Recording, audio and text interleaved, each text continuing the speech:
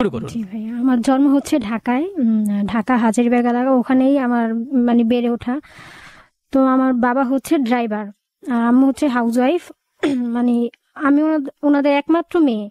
এমন কোনো কিছু ছিল না বা আমার কোনো আবদার ওনারা অপূর্ণ মানে রাখছে বা পূরণ করেন আমার ইচ্ছাগুলো। ওনারা ওনাদের ভিতর থেকে যথাসাধ্য চেষ্টা করছে আমার আবদারগুলো পূরণ করার। কখনো কষ্টের ভিতর থেকে আমি যাইনি বা বলতে পারবো না আমি কষ্ট করছি। যখন যেটা প্রয়োজন বেশিরভাগ মাকেই বলতাম, আম্মু দেখতো, আম্মু সব আবদার পূরণ করতো। আমি আমাদের এলাকাতেই পড়াশোনা করি। তো যখন আমি ক্লাস 10-এ পড়ি তখন আমার এক অসুস্থতার জন্য আমার ম্যাথ পরীক্ষাটা দেওয়া হয়নি, মানে ওই সাবজেক্টে তখন আমার ফেল আসে। তো ওই বছর আমি আর ভর্তি হইনি, এক বছর গ্যাপ যায়, আবার দ্বিতীয় বছর ভর্তি হই। রেগুলার ক্লাস করি না, যারা রেজাল্ট খারাপ করে তাদের জাস্ট পরীক্ষা, মাঝের মধ্যে ক্লাস। তো এই সময়টা আমার স্কুলে যাওয়া হয় না। বাবা মাকে সময়টা বেশি দেওয়া হতো বা বাসার কাজে সময়টা আমার বেশি দেওয়া হতো। তো আমি আমার ফ্রেন্ডদের সাথে সময় বেশি দিতাম, তখন বাসার ফ্রেন্ডদের সাথে সময়টা একটু বেশি পার করতাম, ওদের সাথে এদিক ওদিক সবখানেই যেতাম। একদিন এক ফ্রেন্ড বলতেছে যে এরকম এরকম, মানে আমার হাজবেন্ডের মানে আমার বয়ফ্রেন্ডের ওখানে হচ্ছে কসমেটিকের দোকান ছিল, যার সাথে আমার রিলেশন ছিল। ওনার কসমেটিকের দোকান ছিল। আমার এক ফ্রেন্ড মানে আমাকে ওনাকে দেখা বলতেছে যে এরকম এরকম ছেলেটা, এরকম ছেলেটার অনেক অ্যাটিটিউড, অনেক ভাব, কোনো মেয়ের সাথে কথা বলে না বা কোনো মেয়েকে পাত্তা দেয় না, নিজ থেকে কোনো মেয়ের কাছে যায় না ছেলেটা। তখন মানে ও আমাকে অনেক রাগা তুলে, মানে এটা করবি ওইটা করবি। তখন আমি বলি ঠিক আছে, আমি ছেলের সাথে রিলেশন করে দেখাই দিব, এভাবে বলি আর কি, ফ্রেন্ডের ভিতরে যা হয়।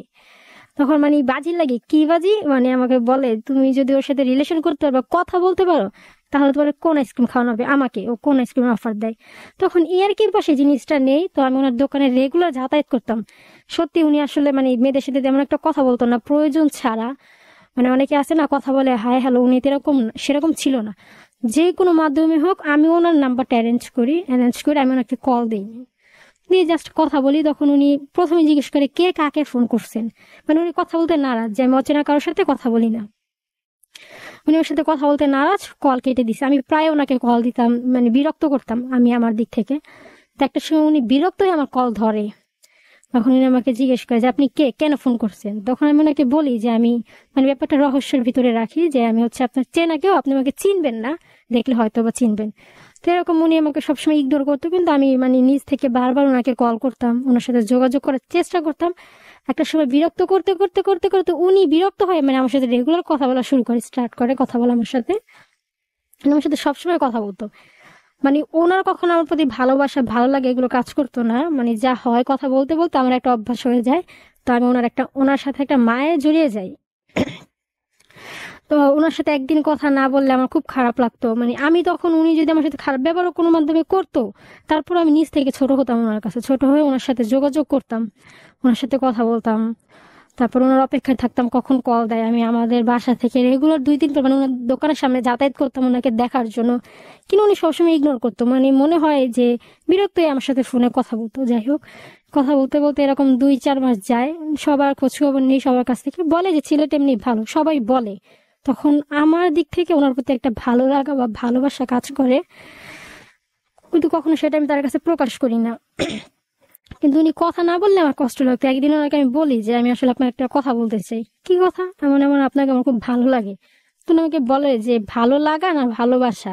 তো আমি বলছি যে ভালোবাসা। বলে যে আমি জানি, এই জন্য আমি কোনো মেয়ের সাথে কথা বলি না, আমার এগুলো পছন্দ না, কোনো মেয়ের সাথে আমি কথা বলতে চাই না, মেয়েরা আমার সাথে কথা বলবে। উনি মানে এভাবে অ্যাটিটিউড নিয়ে কথাটা বলে। তো যাই হোক, আমরা আস্তে আস্তে কথা বলি, কথা বলতে বলতে ওনাকে আমি আমার দিক থেকে ওনাকে প্রপোজ করি। তো উনি আমাকে বলে আমি তো আপনাকে দেখি নাই, উনি আমাকে কখনো দেখে নাই, আমি বোরকা পরতাম তো, আমি তো আপনাকে কখনো দেখি নাই, আমি আপনাকে দেখতে চাই।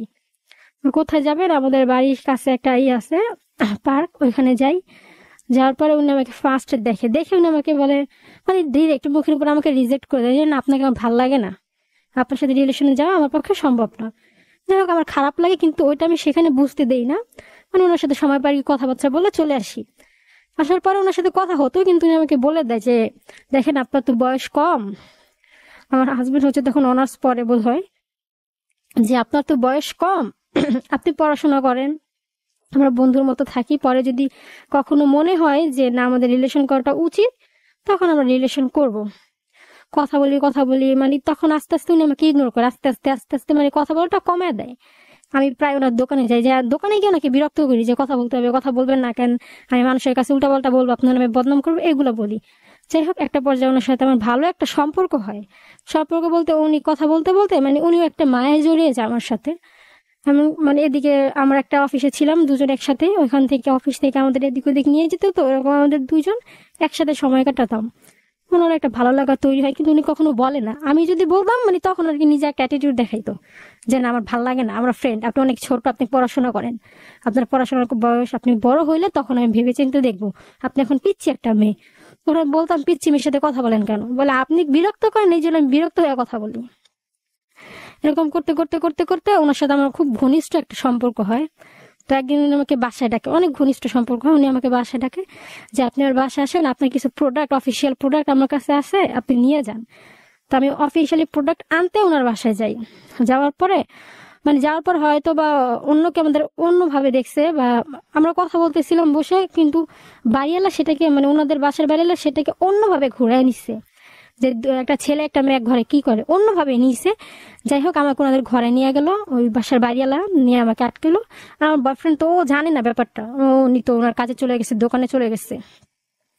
তোমার বলে ওর সাথে কি সম্পর্ক, আমি বলছি আমরা এক অফিসে কাজ করি, আমাকে ওনার মা চিনে, কোনো সমস্যা না, আমি প্রোডাক্ট নিতে আসছিলাম। তখন আমার হাতে প্রোডাক্ট ছিল, আমাদের অফিসিয়ালি প্রোডাক্ট। বলে না তোমরা এক ঘরে ছিলা, তোমাদের তো তেমন কোনো সম্পর্ক ছিল। তখন আমি স্বীকার যাই না, যেটা সত্যি, যে না এমন কিছু হয় নাই, আমরা জাস্ট প্রোডাক্টের জন্য বা কথাবার্তা বলতেছিলাম, এটাই সত্যি, উপরওয়ালা ভালো জানে। তখন উনি আমাকে বলে যাই হোক, এক ঘর থেকে পাইছি, তুমি একটা কাজ করো, তুমি সবার কাছে এটা ডিমান্ড করবা যে আমাকে আমার যে বয়ফ্রেন্ড রাসেল ওর সাথে বিয়ে দিয়ে দেন। তখন আমি বলছি যে না, কেন বিয়ে দিবে কেন? বলেন না আমরা তোমাদের এক ঘর থেকে পাইছি, তুমি যদি এটা না বলো তাহলে তোমার মান সম্মান, তোমার, আমি ওই এলাকায় যেহেতু মানে অনেক ছোট থেকে বড় হয়েছি, তুমি আমাকে বলতেছে না বলে তোমার বাবা মাকে ডেকে নিয়ে এখানে অপমান করা হবে। কিন্তু আমি শিখা যাই না। ওনার আমাকে বলে যে দেখো, ছেলের তো অনেক টাকা পয়সা, ছেলের ফ্যামিলি ভালো, শিক্ষিত, দেখতে ভালো, তুমি একটা কাজ করো, তুমি ওকে বিয়ে করো, আমরা বিয়েটা করাই দিই, ওর টাকা পয়সা আছে অনেক। আমি বলছি না, বলে তুমি আমাকে কিছু টাকা পয়সা দিও, মানে উনি বলতেছে ওনার ডিমান্ড হচ্ছে আমার কাছ থেকে টাকা নিবে না, তুমি আমাকে কিছু টাকা পয়সা দিয়ে আমি বিয়েটা করাই দিই। ও কিন্তু অনেক ভালো, ছেলের টাকা পয়সা আছে, বা ছেলের বাবা মা মেয়ের জন্য স্বর্ণকন্যা রেখে দিচ্ছে, তুমি অনেক সুখে থাকবা। কিন্তু আমি যেন কেন বলছি যে না, আমি যদি এটা না করো শিকার যাই, হয়তো বা আমার পাশাপাশি আমার যে বিএফ ওনারও মান সম্মানটা নষ্ট হবে। তো আমি শিকার যাই না, অনেক কষ্টে মানে আমার ওইখানে আমার এক আত্মীয়কে ডাকা হয়, বলে যে আমি কোথায় থাকি। এখন আমি ভয় বলি না যে আমি এই এলাকারই মেয়ে, কারণ আমার বাবা মা ওইখানে থাকে, স্থানীয় এক প্রকার, ওনারা অনেক আগে থেকে ওইখানে, আমার জন্ম বেড়ে ওঠা সব ওইখানেই। আমি শিকার দিলাম। তখন বলে তোমার বাবা মা কই থাকে? আমি বললাম বাবা মা তো নারায়ণগঞ্জে থাকে। বলে তোমার কেউ না কেউ এখানে আসতে হবে, যদি না আসো তোমাকে রাস্তায় নিয়ে সবার সামনে আমি মানে মান সম্মান নষ্ট করবো, হেনস্থা করবো যে তুমি রাসেলের ঘরে ছিলা। কিন্তু আসলে তো ছিলাম, প্রোডাক্টের জন্য আমার যাওয়াটা ওখানে ভুল হয়েছে। উনি ওটাকে অন্যভাবে ঘুরাই নিছে, মানে ওনার মেন উদ্দেশ্য ছিল উনি আমার কাছ থেকে টাকা নিবে। পরে অনেক কষ্টে আমার এক আত্মীয়কে ফোন দিয়ে বলি যে এরকম এরকম সমস্যা, একটু আসলে ভালো হইতো। উনি আমার খুব ক্লোজ ছিল। তখন আমার এক আন্টি ওইখানে যায়, গিয়ে বলে যে না এরকম এরকম, ও তো আমাকে জানে আসছে যে আমি রাসেলের বাসা যাইতেছি, বা রাসেল আমার সামনে ওরে ফোন দিয়ে বলছে প্রোডাক্ট নিয়ে যাও, এরকম এরকম আমি জানি। পরে উনি অনেক ইয়া করছে, টাকা পয়সার চিন্তা ভাবনা ছিল যে টাকা পয়সা নিবে আমার কাছ থেকে। পরে অনেক কষ্ট ওখান থেকে বের হয়ে আসি, বের হয়ে আসে আমার বিএফ কে ফোন দিই, দিয়ে বলে এরকম এরকম। তোমার বলে যে আমাকে কেন ফোন দিলা না? তখন আমি বললাম যে আমি আপনাকে ফোন দিলে তো ব্যাপারটা আরো ক্রিটিক্যাল হয়ে যেত, ওনারা ভাবতো যে দুইজন একসাথেই পাইছে, কিন্তু তেমন তো কিছু না। তখন আমি বলি যে আপনি আমার মার সাথে কথা বলেন, কথা বলে দেখেন কিভাবে কি করা যায়। তখন উনি আমাকে বলে মার সাথে কেন কথা বলবো, আমি তো তোমার বিয়ে করতে চাই না। তখন আমি বলছি বিয়ে করবেন না, আমার সাথে রিলেশনে কেন আছেন? তখন উনি ওটাকে অস্বীকার, যে আমি তো কোনো রিলেশনে নাই, আমি তো তোমার কবে থেকে বলতেছি আমরা জাস্ট ফ্রেন্ড ফ্রেন্ড ফ্রেন্ড, তুমি তোমার দিক থেকে এটা ইয়া ভাবে নিতেছো। তো আমি আবার তখন বাসায় এসে মানে আমার তো অভ্যাস খারাপ, তো হাত কাটি এরকম ওরকম করি। তো উনি এই ব্যাপারটাকে ভয় পাইতো, যেহেতু মানে আমার মা জানতো ওনার সাথে আমার একটা রিলেশন আছে, কিন্তু ওনার দিক থেকে উনি ওইটা অস্বীকার করতো যে কোনো রিলেশন আছে। কিন্তু আমার সাথে কথা বলতো, যেভাবে একটা বিয়ের যে কথা বলে সেইভাবেই কথা বলতো, দেখা হইলে হাত ধরে হাঁটতো, এরকম একসাথে সময় কাটাতাম। অফিসে গেলে মানে এদিক ওদিকে যেতাম, আমাদের দুজন আলাদা হবে থাকতাম সবসময়। তো আমার মার সাথে উনি কথা বলতে নারাজ, তারপর অনেক কষ্টে রাজি করাই। তখন আমার মারে বলে, উনি আমার আম্মারে বলে যে আসলে আমি তো এখন কিচ্ছু করি না তেমন ভালোভাবে, এটা আমার ভাইয়ের দোকান, আমার ভাইয়ের দোকান আমি বসে সময় পাস করি, আমি তো এখন স্টুডেন্ট। তখন বলে যে আমি কি জানি, ও আমাকে আসতে বলছে, তারপর দেখো তোমরা কিভাবে কি করবা।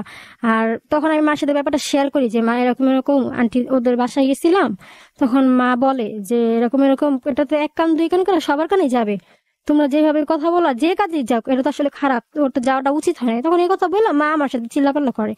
তুই না মার কাছ থেকে বলে যে আন্টি আমাকে 1 বছরের সময় দেন, সময় দেন, আমি চেষ্টা করবো নাকি বিয়ে করার। মানে তখন আমার বিএফ চিন্তা করলো যে ওকে যদি এখন আমি বিয়েটা না করি, এখন ও আমি যেভাবেই থাকি ঘরের ভিতরে ভালোভাবেই থাকলেও, যেহেতু এক ঘরে ও আমার রুমে আসছিল, ব্যাপারটাকে অন্যভাবে ঘুরাই নিবে সবাই। তাই হচ্ছে গিয়ে উনি আমার কাছে 1 বছর সময় না, আমার বাসায় চলে আসে। কিন্তু আমার ওনাকে পছন্দ ছিল না। বাসায় এসে আমার আমাকে মারধর করে, বলতে 2-4টা থাপ্পড় দিয়া বলে যে ওর সাথে যাতে আমি, ওনার সাথে যাতে আমি যোগাযোগ না করি, ওনার সাথে যাতে আমি কথাবার্তা না বলি কখনো, উনি ছেলে ভালো না। মানে আম্মুর কথা ওনার ক্যারেক্টার ভালো না, কিন্তু আশেপাশে সবাই বলে যে না উনি যথেষ্ট পরিমাণ ভালো একটা ছেলে।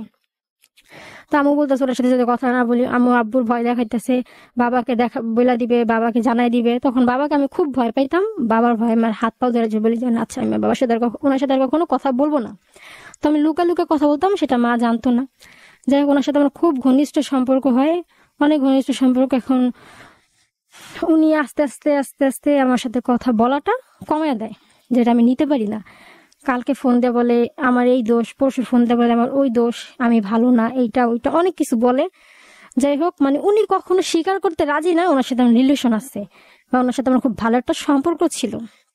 একটা পর্যায়ে গিয়ে আমি বলি যে আসলে আমরা বিয়ে করতে চাই। কেন? মানে ওনার প্রতি আমি খুব দুর্বল ছিলাম, আমি অনেক বেশি দুর্বল ছিলাম। মানে কেমন যেন একটা মনে হয়তো মরে যায়, এরকম একটা মানে আজগুবি চিন্তা মাথায় আসতো ওনার সাথে কথা না হইলে। উনি কখনো আমার প্রতি তেমন অ্যাট্রাকটিভ ছিল না। এরকম এরকম করে দিন যাইতেছে যাইতেছে আমার ওনার এক ভাবি ছিল গ্রামের পাশাপাশি, কোহিনুর ভাবি। আমি ওনার মাধ্যমে ভাবির সাথে আমার পরিচিত হয়। আমি ভাবির দোকানে যাই, তো ভাবির সাথে ব্যাপারটা শেয়ার করি, ভাবে এমন এমন এরকম এরকম। তো ভাবি বলে যে ওর তো আসলে ও ছেলে ভালো। ভাবি বলে, কোহিনুর ভাবি বলে যে ও তো ছেলে ভালো, কিন্তু ওর ফ্যামিলির লোকজন তেমন একটা ভালো না, দেখ কি করবি। যাই হোক, এরকম করতে করতে ওনাকে অনেক, মানে উনি আমাকে বিয়ে করতে রাজি না। যখন ওনাকে আমি পুলিশের ভয় দেখাই যে আমি পুলিশকে সত্যি মিথ্যা বানায় বলবো আপনার সাথে আমার এরকম সম্পর্ক, আপনি আমাকে বিয়ে করবেন না কেন? কারণ একটাই, মানে ওনাকে আমি প্রচন্ড ভালোবাসতাম, অতিরিক্ত ভালোবাসতাম, যার কারণে ওনাকে আমি মিথ্যে ভয় দেখাই, ওনাকে আমি হেনস্থা করি যে আমি পুলিশের কাছে যাব, র্যাপের কাছে যাব। এগুলো আমি ওনাকে বলি, যেটা সত্যি কথা, যাতে উনি আমার প্রতি আর কি অ্যাট্রাকটিভ হয়। এই জন্য যে তখন ওনার মানে বলতাম আপনি পুলিশ আপনার ধরে দিব, এটা বলবো এটা বলবো, তারপরে যে বাসায় আপনারা ছিলেন আমি বাসায় বাইরে সাক্ষী মানবো, এগুলো উল্টাপাল্টা কথা বলি। উনি একটা পর্যায়ে গিয়ে ভয় আমাকে বিয়ে করতে রাজি হয় যে হয়তো বা আমার তো এদিকে ব্যাকগ্রাউন্ড ভালো, বা গ্রামের বাড়িতে আমার ব্যাকগ্রাউন্ড ভালো, ও যদি এরকম আমার মান সম্মান নষ্ট করে আমার সাথে আমার বাবা মা বেশি কষ্ট হবে। তো উনি একটা পর্যায়ে আমাকে বিয়ে করতে রাজি হয়। আমার মার সাথে কথা বলে যে এরকম এরকম, ওরকম এরকম, আমি কি করব, আমি তখন বেকার, আমি নিজের ভাইয়ের দোকানে বসি। তা আম্মু বলে যে তুমি বিয়ে করো, সমস্যা কি?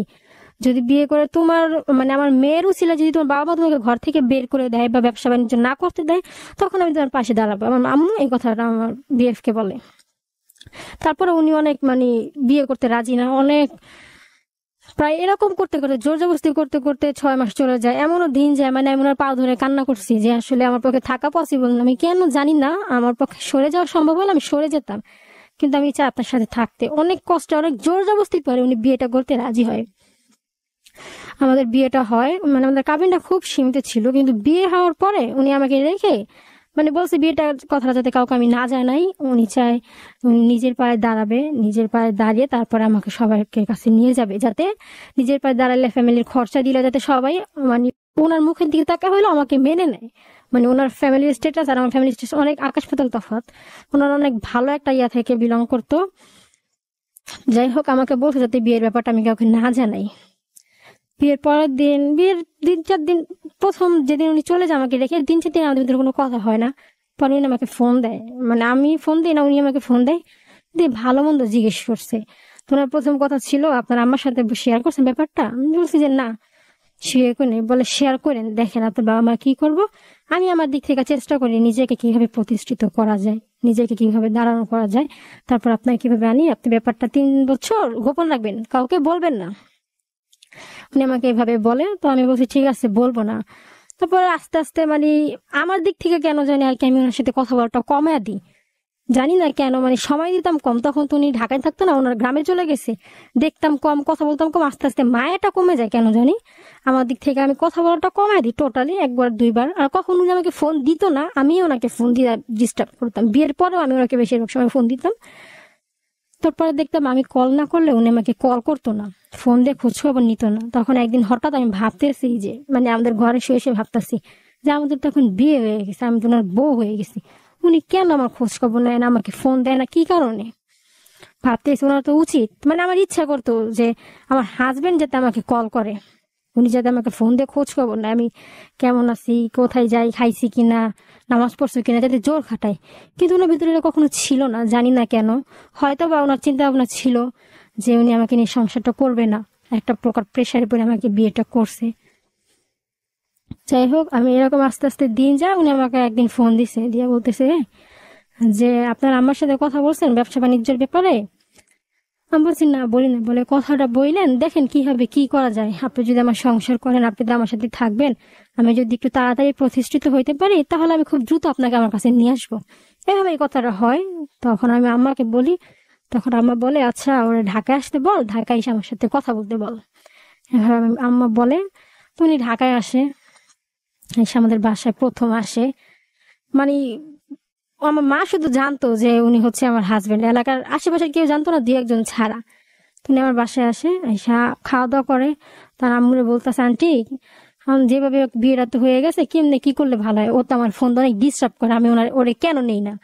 কিন্তু আমি তো ওর বিয়ের আগে বলছিলাম যে আমাকে 3 বছরের সময় দিবা, 3 বছর পর আমি তোমার নিয়ে যাব, এখন তো অনেক আমাকে বিরক্ত করতেছে, কেমনে কি করলে ভালো হয়। তখন আমার মার দিক থেকে কথা আসে, তুমি কি করবা, আমার মেয়েরে কি করলে তাড়াতাড়ি নিবা। তখন ও বলে যে আমার তো কোনো ডিমান্ড নাই, কিন্তু আমি তো নিজে কিছু করি না, ওরে যে নিয়ে খাওয়ামো বা ওরে নেওয়ার পর যদি আমার ফ্যামিলি আমাকে আলাদা করে দেয়, আমি যে ওরে রাখবো সেই তৌফিক তো আমার নাই। এখন আপনি কি বলেন, ও যেভাবে আমার পিছনে উঠে পড়ে লাগছে, তাতে আমার ফ্যামিলির ও জানাই দিবে কিছুদিনের ভিতরেই যে আমি ওকে বিয়ে করছি, তখন তোমার ঘর থেকে বের করে দিবে। তখন বলে তাহলে তুমি ব্যবসা বাণিজ্য করো। আমার মা বলে যে আমি ব্যবসা বাণিজ্য করবো, আমার কাছে তো কোনো টাকা পয়সা নেই। আম্মু তখন প্রসঙ্গ করে যে টাকা, আমি তোমার ব্যবসা করতে টাকা দেওয়ার মা বলে। তখন উনি বলে যে না, আমার তো আসলে আপনার ব্যবসা টাকার দরকার নাই, আমি কখনো এই কথা শুনতে চাই না যে শ্বশুর বাড়ি থেকে যৌতুক আসছে বা টাকা আনছে, ওনার দিক থেকে এই কথাটা আসে যে আমার কোনো টাকার দরকার নাই। তখন মা বলে যে না, আমি তোমার কিছু টাকা দিতে চাই, তুমি ওইগুলোতে ব্যবসা করো। তখন উনি বলে যে আসলে আমি তো একটু বড় ধরনের ব্যবসা করতে চাই, তারপর আমি এত টাকাটা নিতে চাই না, যদি লাগে আমি আপনাকে জানাবো, টাকাটা হাওলাত হিসেবে নিব। উনি কথাটা এইভাবে বলে যে আমি টাকাটা হাওলাত হিসেবে নিব। যাই হোক, গ্রামে তারপর ওই দিনই আবার গ্রামে চলে যায়, একদিন ঢাকায় থাকে। ঢাকায় থাকার পর উনি গ্রামে চলে যায়। তারপর আমার সাথে মাঝের মধ্যে মন ছেলে যোগাযোগ করে, না মন ছেলে কথা বলে না। আমি ফোন দিলে বকাবকি করে বলতে কি উনি কথা বলতে নারাজ, একটু তেরা কথা বলে। তখন উনি যখন তেরা কথা বললে ব্যাপারটা আমি আরো গাড়াই, আমি কথা বলে ওনার আরো বিরক্ত করি। তখন উনি আমাকে একটু বকাবজ্জ করে। মানে আমি যখন ওনার বিরক্ত বানিয়ে ফেলি, ওনার একটা জিনিস পছন্দ ছিল না, যে আমি কল দিছি একবার, উনি কলটা কেটে দিছে, আমি দ্বিতীয়বার কেন কল করলাম। বলে এটা কোনো ভদ্র মানুষের কাজ না, আমি তো ব্যস্তও থাকতে পারি। কিন্তু আমার একটা খারাপ অভ্যাস ছিল, আমি বারবার কল করতাম, 10টা 12টা করে কল করতাম, যার কারণে উনি খুব রেগে যেত, উনি খুব ডিস্টার্ব বা বিরক্ত ফিল করতো। তো আমার করতে করতে দিন যায়, প্রায় 6 মাস পরে, আমি ওনার ফ্যামিলির সবাইকে জানাই যে আমরা আসলে বিয়েটা করছি। ফ্যামিলির সবাইকে জানাই যে আমরা আসলে বিয়েটা করছি, মানে অন্য একজনের মাধ্যমে। তখন ওনার বাবা মানে অনেক শকড হয়, ওনারা 4 ভাই বোন, তো ওনার একটা বড় ভাই, উনি আর কি হয়তো বা একা বিয়ে করছে, আমি সঠিক জানি না। শকড হওয়ার পরে বলে আমি আসলে বিশ্বাস করি না, ও কই।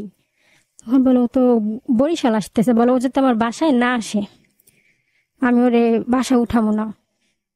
আমি বলছি যে আমরা নিজের পছন্দের বিয়ে করবো, সেই ইয়াটা সহ্য করলো না, দেরিটা সহ্য করলো না। ছোট ছেলে, অনেক আশা ছিল ওরে নিয়ে, আমার শ্বশুরই হবে, কিন্তু আমার কিছু বলে না।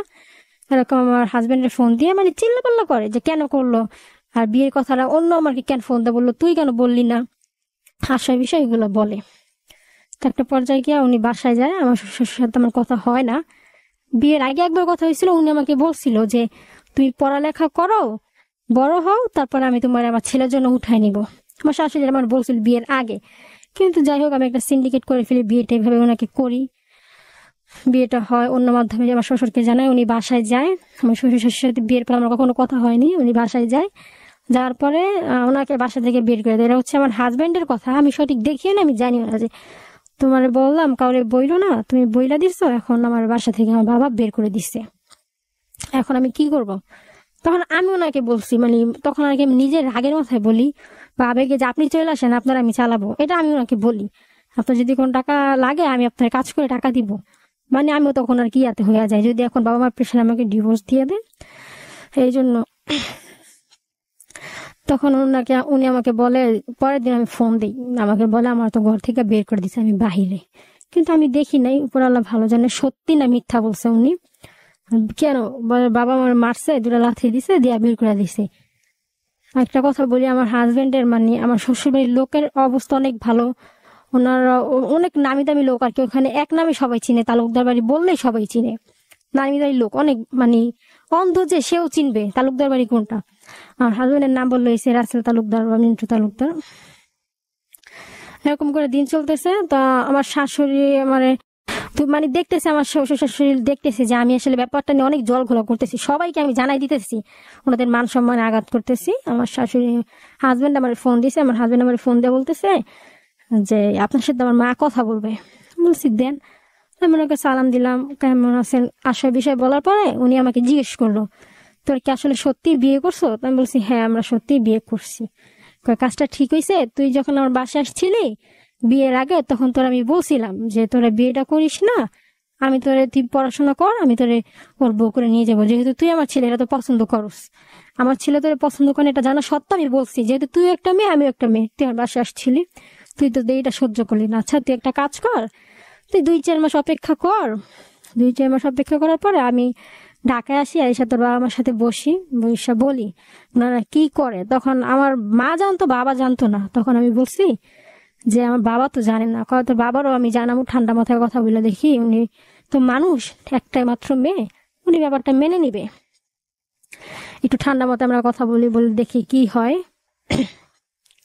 তখন আমি বলি আচ্ছা, উনি আমাকে বলে অপেক্ষা করতে, মানে আমি ওনার সাথে তখনও ফোনের আপ ব্যবহার করি, আপনার ছেলে আমার সাথে কথা বলে না, হ্যান ত্যান। কিন্তু উনি যেখানে আমি ওনার সাথে ঠান্ডা মাথায় কথা বলবো, ওখানে আমি ওনার সাথে মানে চিল্লাপাল্লা করি, বেয়াদবি করি, উনি আমার সাথে অনেক ভালোভাবে কথা বলে, মা বলে কথা বলে, যে দেখ মা, এরকম এরকম করিস না, তুই একটা মেয়ে, তোরও মান সম্মান আছে, আমার ছেলেরও মান সম্মান আছে, এগুলো মানুষের জানিস না, সমস্যা হবে।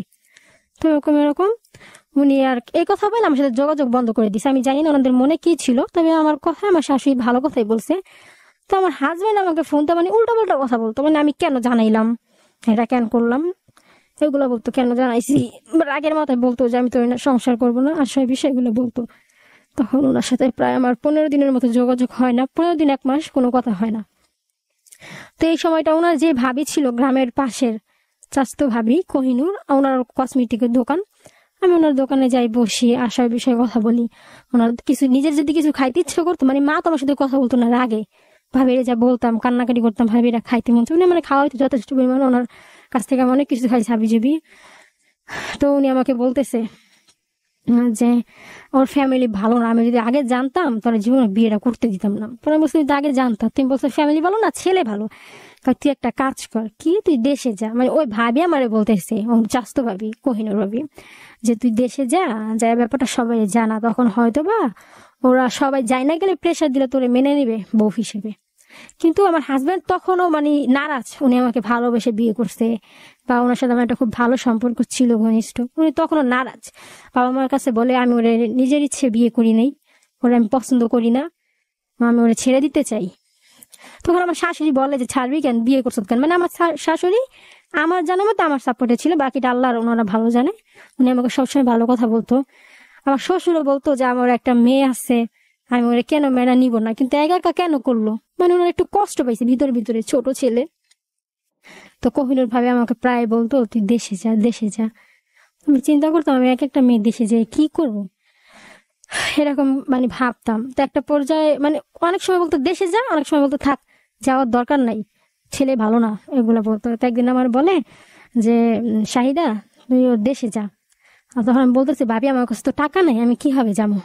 তোমার বলে আমাদের দেশে যাতায়াতে বেশি খরচা হয় না, তুই একটা কাজ কর, আমার হাতে একটা ফোন ছিল, টাচ অ্যান্ড্রয়েড ফোন, তুই আমি আবার বলছিলাম আমি ফোন বেচে যাম ভাবি। তখন বলে ফোনটা কারোর কাছে বেচার দরকার নাই, ফোনটা তুই আমার কাছে রাইখা যা, আমি তোরা টাকা দিই। তুই আবার আইসা টাকা দিয়ে ফোনটা নিয়ে যাইস।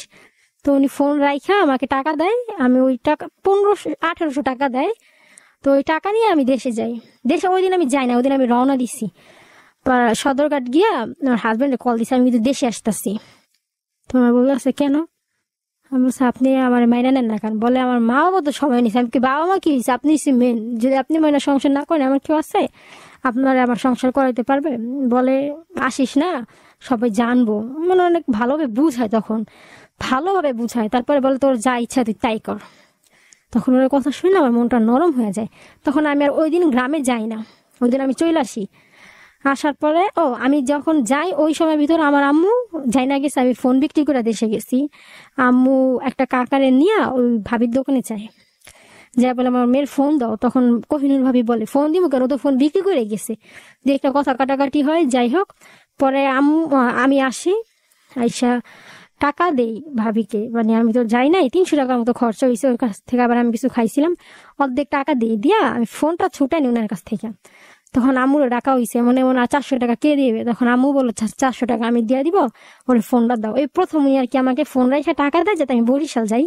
কিন্তু আমার হাজবেন্ডের কথা শুনি আমার মানে মনটা নরম হয়ে যায়। তখন আমি বরিশাল যাই না, চলে আসি। তখন আমি প্রায় ওনার দোকানে যাইতাম। তখন উনি আমাকে বলতেছে তুই একটা কাজ কর, তুই ওর আশেপাশের লোকের, মানে আমার কাবিনটা খুব সীমিত ছিল, আশেপাশের লোকের সাথে যোগাযোগ করবি, কন্ট্যাক্ট করবি। ও তো ছেলে ভালো না, ও যদি তোরে রেখে বিয়ে শাদী করে তুই তো জানবি না, ভাবি কার সাথে কথা বলবো। ওর চাচি আছে, ওর কাকার আছে, এরকম এরকম। ওর একটা কাকার খবর দিলাম আমারে, দিদার তালুকদার, উনি ওইখানের নেতা, মানে রাজনীতিবিদ। তো ওনার সাথে যোগাযোগ কর, উনি একমাত্র পারে তোরে রাসেলের ঘরে ঢুকাই দিয়ে আসতে। তো যাই হোক, মানে ওনার নাম্বারটা ওনার কাছে ছিল না। আমি আমি ওর নিজের আপন ভাবি, সুমি ভাবি, ওনার বাসায় যাইতাম। ওনার বাসায় গিয়ে প্রথম আমার হাজবেন্ডের বোনের স্বামীর নাম্বারটা নিয়ে ওনার কাছ থেকে নিয়ে ওনার সাথে কথা বলতাম, জসিম রাজা কথা বলতাম। কখন মিথ্যা বলে লাভ না, উনি আমাকে সবসময় ভালো পরামর্শ দিত যে বোন উল্টাপাল্টা কিছু করো না, তুমি ধৈর্য ধরো, যেহেতু তুমি একা একা বিয়েটা করছো, তুমি ধৈর্য ধরো, 5 ওয়াক্ত নামাজ পড়ে আল্লাহ বিল্লাহ করো, দেখো কি হয়। উল্টাপাল্টা কিছু করো না, তুমি একটা মেয়ে, ও একটা ছেলে, দুজনেরই মান সম্মান আছে। কখনো খারাপ কিছু আমাকে বলে নাই, শুধু বলতো ধৈর্য ধরো। কিন্তু আমি বলতাম ধৈর্য কেন ধরবো, আমার মায়না নিতে সমস্যা কি? এরকম এরকম দিন জোড়া যেতেছে, মানে না কেন আমার সাথে, আমার শাশুড়ি কেন কথা বলে না? কিন্তু ওই যে আমার শাশুড়ি একবারে আমার সাথে কথা বললে ভালো কথা বলছে। যাই হোক, ওনার মাধ্যমে আমি আর 2-1 জনের নাম্বার নিলাম। এরকম 2-1 জনের নাম্বার নিতে নিতে নিতে নিতে মানে যত মানুষের, আশেপাশের মানুষের নাম্বার আছে সবার নাম্বার নিচ্ছি। নিয়ে আমি সবার সাথে কথা বলতাম যে এরকম এরকম রাসেল তো আমার বিয়ে করে রাখা চলে গেছে, মানে মিথ্যা কথা বলতাম। আমার হাজবেন্ড যেটা করছে সেটাও বলতাম, যেটা না করছে সেটাও বলতাম। মানে ওনারা আমি সবার সামনে হেনস্থা করছি যে এরকম রাখা চলে গেছে, বিয়ে করবো না, বা আমাকে মারধর করে, মানে আমি মিথ্যা বলতাম। হ্যাঁ, মারছে, আমাকে মিথ্যা বলতে লাভ নেই, একটা থাপ্পড় দিছিল কি সে কথা নিয়ে জানো তো, আমাদের অফিসে বসে আমাকে একটা থাপ্পড় দিছিল, মানে চর থাপ্পড় দিছে, 2-1টা থাপ্পড় দিচ্ছে। মানে আমি এটাকে মিথ্যা কথা বানায় বলতাম। ও আমার অনেক মারে, ইচ্ছা মতন লাথায় ঘুষি দেয়, নাক মুখ থেকে রক্ত বের করে, এটা মিথ্যা বলতাম। একটা থাপ্পড় দিলে বলতাম 5টা থাপ্পড় দিচ্ছে, জিততে বলতাম। তো আমি ওর নিজের কাকির নাম্বার নিই, ওর চাচতো ভাই রাহুল, ওর মার নাম্বার নিয়ে ফোন দেয়, বলি কাকে এরকম এরকম। তখন মানে আমি সব বানায় বলি যেটা সত্যি, আমি নিজেরে ভালো রেখে আমার হাজবেন্ডের শাশুড়ির কালারিং করি। এরকম এরকম বিয়ে করে ফালাই রেখা চলে গেছে, আমার শাশুড়ি ফোন দিলে আমার বকে, মানে আমি মিথ্যা কথা বলি। কিন্তু আমার শাশুড়ি কখনো আমার সাথে কিছু করে নাই, আর আমার শ্বশুরের সাথে আমার কখনো কথাই হয় নাই। আমার শাশুড়ি সম্পর্কে আমি মিথ্যা কথা বানায় বলি, উনি আমার সাথে মাইনা নিবে না, উনি আমাকে খারাপ কথা বলে। যাই হোক, আমি যেদিন প্রথম মানে বলে, আমি বলি মাঝে মধ্যে ফোন দেওয়া বলে আমার শাশুড়ি কি করে, তো নয়নের আম্মা কাকি আমার বলতো আমার শাশুড়িটা রান্না করতেছে, কি রান্না করে, আলু ভর্তা করে, পোয়া মাছ, মানে ওনাদের ঘরের সব খবর কি রান্না করে হইতে আমি নয়নের আম্মার কাছ থেকে নিতাম, কাকির কাছ থেকে। তারপরে ওনার একটা ভাইয়ের সাথে কথা বলতাম, উনি কখনো আমাকে কিছু বলে নাই, শুধু বলতো বিয়ে করছো কেন একা একা, এখন বুঝো, ধৈর্য ধরো, সব এইগুলা বলতো। নয়নের আম্মা কাকি বলে এটা রান্না করছে। নয়নের আম্মা কাকি কখনো আমার সাথে কাছে বদনাম করে নাই, কিন্তু অনেক কথা বলতে বলতে হাত পায়ে ধরলে বলতো দেখো মা তুমি তো অনেক বড় ভুল করে ফেলছো, ওর ফ্যামিলি আসলে ভালো না, ওদেরকে আমরা সবাই ভয় পাই। আমি বলি কেন কাকি? বলে ওদের ব্যবহার ভালো না। জানি না সত্যি কিনা মিথ্যা। তখন ওনার মানে এই বদনাম শুই না আমার যেন কেন কথা বলা গিয়ে আরো বাইরে গেছে, আরো সত্যি তথ্য বেড়ে গেল। সত্যি কিনা মিথ্যা সেটা ওনারা জানে, আর আল্লাহ ভালো জানে। বলতো রাসেল এটা করে, রাসেলের মা এটা রান্না করছে, ওইটা রান্না করছে, উনি আমাকে বলতো। তো আমি বলি কাকি আমি তো দেশে আসতে চাই, আমি কি করব? বলে আসো, আইসা দেখো একটা মেয়ে মানুষ, সবাই তোমার সাপোর্ট নিবে। তখন আমি বলি কাকি আমি গেলে কি আমার মানে মাইরা ফালাইতে পারবো, যেহেতু আপনাদের এলাকা?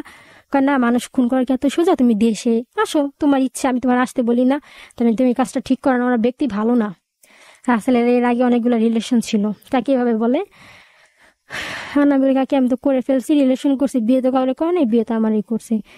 ওকে নিজে তোমার বিয়ে করছে? আমি বলি কাকি উনি তোমার বিয়ে করতে নারাজ ছিল, বিয়েটা আমি যেভাবে ওনার ফোর্স করি, বা লাস্টে একটা পর্যায়ে উনি মান সম্মানের ভয়ে আমার বিয়েটা করে। আমি বললাম, জিজ্ঞেস করি আমার শ্বশুর কেমন? বললো তোমার শ্বশুর যথেষ্ট পরিমাণ ভালো, তোমার শাশুড়িটা একটু কেমন টাইপের, ব্যবহার ভালো না, ওদের সাথে কেউ মিশে না, তালুকদার বাড়ির বদনাম ওরা। নয়নের আম্মা কাকিগুলো আমার বলে। তো বলতেছে, আমি বলি আমি কি করলে মানে কি বলে দেশ আসবে? বলে তুমি বরিশাল মুয়ে দেশে শুধু বলবা তালুকদার বাড়ি, দেখবো তোমাকে সবাই বাসা দেখাই দিছে। তখন ঠিকানাটা উনি আমার দেয় না, আমি কাকে আমি কিভাবে আসবো? তখন ঠিকানা যখন উনি আমাকে দেয় না, আমি ওর নিজের ভাবির কাছে যাই, সুমি ভাবি, ভাবি আমি তো এরকম এরকম দেশে যেতে চাই, আপনি কি বলেন? ভাবি আমাকে বলে যাও, সমস্যা কি? আমি বলি আমি, বলে যাও, সমস্যা কি? আমি বলি ভাবি আমি যদি ব্যাপারটা সবাইকে জানাই দিই, ওদের যেহেতু মান সম্মান বেশি, আমার হাজবেন্ডের বাবাদের মানে বাবার অনেক প্রতিষ্ঠান, ওর দাদাদের অনেক ভালো আর কি অবস্থা, সবাই চিনে ওদেরকে, অনেক প্রতিষ্ঠানের মালিক ওনারা। তো বলে সবাই চিনাই দিবে। আমি এখন আমার বল তুমি একটা কাজ করো। কি? আমি বলছি ভাবি মানে ওনার কাছে ফার্স্ট টাইম ব্যাপারটা শেয়ার করতেছে, ভাবি আমি চাই রেডিও সেন্টারে যাইতে, মানে লাভ স্টোরি হয়তো আমি চাই আমি লাভ স্টোরিতে গিয়ে কথাটা বলি, তাহলে হয়তো সবাই শুনবে, তাহলে কষ্ট করে আমার দেশে যাওয়া লাগবে না। তুমি ফার্স্ট আমাকে মানা করে থাক, ময়না দরকার নাই তোমার যাওয়ার, একটা মান সম্মানের ব্যাপার আছে তো। তখন আমি বলি না আমি চাই লাভ স্টোরিতে যাই। তখন উনি ফার্স্ট, আমি বলি যে হ্যাঁ আমি যাবো, দেখি উনি কি বলে। উনি ফার্স্ট আমাকে জিগাতলা নিয়ে আসে, এরকম এরকম তুমি রেডিও সেন্টারে গিয়ে সবার সামনে ব্যাপারগুলো খুইলা বলবা। উনি আমাকে লাভ স্টোরিতে আসার জন্য আগায় দেয় জিগাতলা পর্যন্ত, কিন্তু তখন তো আমি রেজিস্ট্রেশন এগুলো কিছুই হয় নাই। মানে ওনাকে আমি বলি, উনি আমাকে আগায় দেয় যে তুমি রেডিও সেন্টার যাবা। উনি আমাকে ফার্স্ট রেডিও সেন্টার যাওয়ার জন্য বা আগায় দেয়, তুমি রেডিও সেন্টারে যাও। যাই হোক, তারপরে অনেক ইয়ার পরে আমি বলি না আমি দেশেই যাই। এইটা কতদিন আগে যে রেডিও সেন্টারে যাওয়ার কথা? এক দেড় বছর আগে। তখন 1 বছর, হ্যাঁ। মানে আপনি তখন থেকে প্ল্যান করতেছেন যে আপনি রেডিওতে? হ্যাঁ, মানে আমার যে জাল সম্পর্কে ওনার ভাবি আমাকে জিগাতলা পর্যন্ত দিয়ে আসে যাতে আমি রেডিও সেন্টারে যাই। যাই হোক, পরে আমি বলি যে আমি বরিশাল যাব, কিভাবে গেলে ভালো হয় আসবে সেরকম, মানে উনি আমাকে ডিটেলস দিল, এইভাবে এইভাবে যাবা, এরকম লঞ্চ উঠবা, এরকম এরকম। তখন ওনার কাছ থেকে ঠিকানাটা নিয়ে আমি আবার কোহিনুর ভাবির কাছে যাই, ভাবি ঠিকানাটা কি ঠিক আছে? এভাবে এভাবে গেলে আমি রাসেলে পাবো? বলে যে হ্যাঁ এরকম এরকম যাবি, মানে আমাকে জায়গার নাম বলে, এই জায়গায় নাইমা তুই মানে ঘাটে নাইমা রাস্তার ওই পারে যাবি, ওই পারে একটা হল আছে, ওইখান থেকে তুই টেম্পু 2টা বলবি তালুকদার বাড়ি যাব, তখন তোরা সবাই দেখা দিবে। মানে কোহিনুর ভাবে আমাকে ওনার সুইবের কাছ থেকে ঠিকানা আনি, কোহিনুর ভাবে আমাকে শিওর করে যে হ্যাঁ এই ঠিকানা ঠিক আছে, শুধু একটাই ভুল, হলের সামনে নামবি, নাইমা তুই টেম্পুতে করে যাবি। যাই হোক, আমি যেদিন বরিশাল যাব আমার কাউকে জানাই নাই। তার আগের দিন আমার হাজবেন্ডের সাথে আমার কথা হয়েছে, আমি বলছি, মানে আমি বলি নাই আমি আসবো, মানে খুব ভালোভাবে এমনি কথা হয়েছে, নর্মালি কথা হয়েছে, এমনি জাস্ট লাস্টে ঝগড়া হয়েছে। তখন উনি আমার সাথে একটু তফাতফাতি করছে, মানে তখন ওই জিদটা মাথায় কাজ করে। তো আমি জিদ দিয়ে তার পরের দিন বরিশালের উদ্দেশ্যে রওনা দিই। এর আগে একবার যাওয়ার জন্য রওনা দিই, তখন আর যাই নাই। তখন বরিশাল যাওয়ার জন্য রওনা দেই, তখন লঞ্চে উঠি। লঞ্চে ওঠার আগে আমি আমার জালের ফোন দিই, সুমি ভাবি রে, ভাবি আমি তো লঞ্চ চিনতেছি না, কোন লঞ্চে উঠবো? তখন আমাকে সুমি ভাবি বলে, আমার যা বলে একটা লঞ্চের নাম বলে যে তুমি এই লঞ্চে উঠো। তখন ওনার কথা শুই না আমি ওই লঞ্চে উঠি। তারপর উনি বলে যে লঞ্চে উঠা বলবা না যে রাসেল তালুকদারের বাড়ি যাবা, বা আমার হাজবেন্ডের নাম বলবা না। আমি বলি কেন? বলে তুমি যদি বলো ওরা তো এক নাম করা, সবাই চিনে যে রাসেল তালুকদার, তাহলে কেউ না কেউ ফোন দিয়া বইলা দিবে, সবাই চিনে এইপার এইপার ঘাটের। তখন আমি কারে বললাম, আমি শুধু বলি যে বরিশাল মুরাদি যাওয়ার লঞ্চ কি এটা, মানে আমি নিজের কাছ থেকে শিওর হই। তো কোনোভাবে ওইটা আমি লঞ্চ উঠছে, আমার ভাসুর জানতে পারে, মিন্টু ভাই। তখন উনি আমাকে ফোন দেয় যে তুমি কই, মানে মিন্টু ভাই জানতো আমরা বিয়ে করছি, পরে ব্যাপারটা জানতে পারে, কিন্তু ওনার সাথে আমার কোনো কথা হয় নাই, যে তুমি কই। তখন আমি বুঝতে পারি যে আমার জাল হয়তো বা আমার ভাসুরকে ব্যাপারটা বলছে। তখন আমি বলি ভাইয়া আমি তো বাসায়। বলে আমি শুনলাম তুমি নাকি লঞ্চে উঠছো। আমি বলি না ভাইয়া, এটা তো মিথ্যা কথা, কে বলছে? বলে তুমি যদি লঞ্চে উঠেও থাকো, তুমি নাইমা যাও, তুমি দেশে যেও না, আমি তোমার সমস্যার সমাধান করে দেবো, কিভাবে কি করা লাগে আমি দেখবো, যাতে সংসার তুমি করতে পারো, তুমি বরিশাল যাও না। কিন্তু আমি বলি না আমি বলি ভাইয়া আমার তো যাওয়ার কথা ছিল, আমি যাই না, আমার ভয় করে একা একা গেলে যদি মেরে টেরে ফেলে, আমি এই জন্য যাই নাই। কিন্তু তখন আমি লঞ্চেই কথা বলতেছি। বলে মিথ্যা কেন বলো, তুমি তো লঞ্চেই আসো। আমি বলি না ভাইয়া। বলে আমি আওয়াজ শুনতেছি, আমি বুঝি না, আমি সবসময় যাতায়াত করি। আমি বলি না ভাইয়া আমি লঞ্চে না, আমি বাসায়। বলে আচ্ছা তাহলে না গেলে আমার কালকে আমার বাসায় এসো, দেখি আমার বাবার সাথে কথা বলে কি হবে কি করে, যেহেতু আমার ভাই ভুল করে ফেলছে। কিন্তু আমি লঞ্চে করে চলে যাই আমার শ্বশুর বাড়ি। পরের দিন সকালে গিয়া পৌঁছাই। এখন ওইখানে গিয়ে আমি একজনকে জিজ্ঞেস করি তালুকদার বাড়ি কোনটা, তখন উনি আমাকে বলে এরকম এরকম, ঠিকানা দেয় ওইখানে। তো আমি সকালবেলা যাই, যাওয়ার পরে আমার হাজব্যান্ডকে ফোন দেই যে আমি তো আপনার বাসার সামনে। বলে আমি তো ঢাকায়, তুই আমার কোন বাসার সামনে? আমি বলি মিথ্যা বলেন কেন, এরকম এরকম আপনার জুতা আছে, আপনার মার জুতা, আপনি আমাকে মিথ্যা বলতেছেন। বলে না সত্যি আমি ঢাকা, আমি কাছে হাতে থাকে না, আমি ঘরে আসতেছি। তখন উনি মানে মিথ্যা মনে করছে, মিথ্যা মনে করে উনি আমাকে দেখে উকি মেরা যে আমি দাঁড়ায় আছি। তখন উনি ফোন দিয়ে বলে ঢুকিস না তুই দাঁড়া, আমি আসতেছি। তো ভোরবেলা গিয়ে পৌঁছেছি, শীতের দিন তো, জানুয়ারি মাসে গেছি, কেউ আমাকে দেখে নাই। তো উনি নিয়ে আমাকে একটা সাইডে যায় বলে, মানে ফার্স্টে উনি থম হয়ে গেছে, উনি বিশ্বাসই করতে পারে নাই যে আমি এই কাজটা করতে পারি। তুই এই কাজটা কিভাবে করলি শাহিদা? আমার হাজবেন্ড আমাকে বলতেছে। তাহলে আমি বলি মানে আমি করছি, ভালো হয়েছে, আপনি আমার সাথে নয় ছয় করতেছেন, এই জন্য আমি করছি।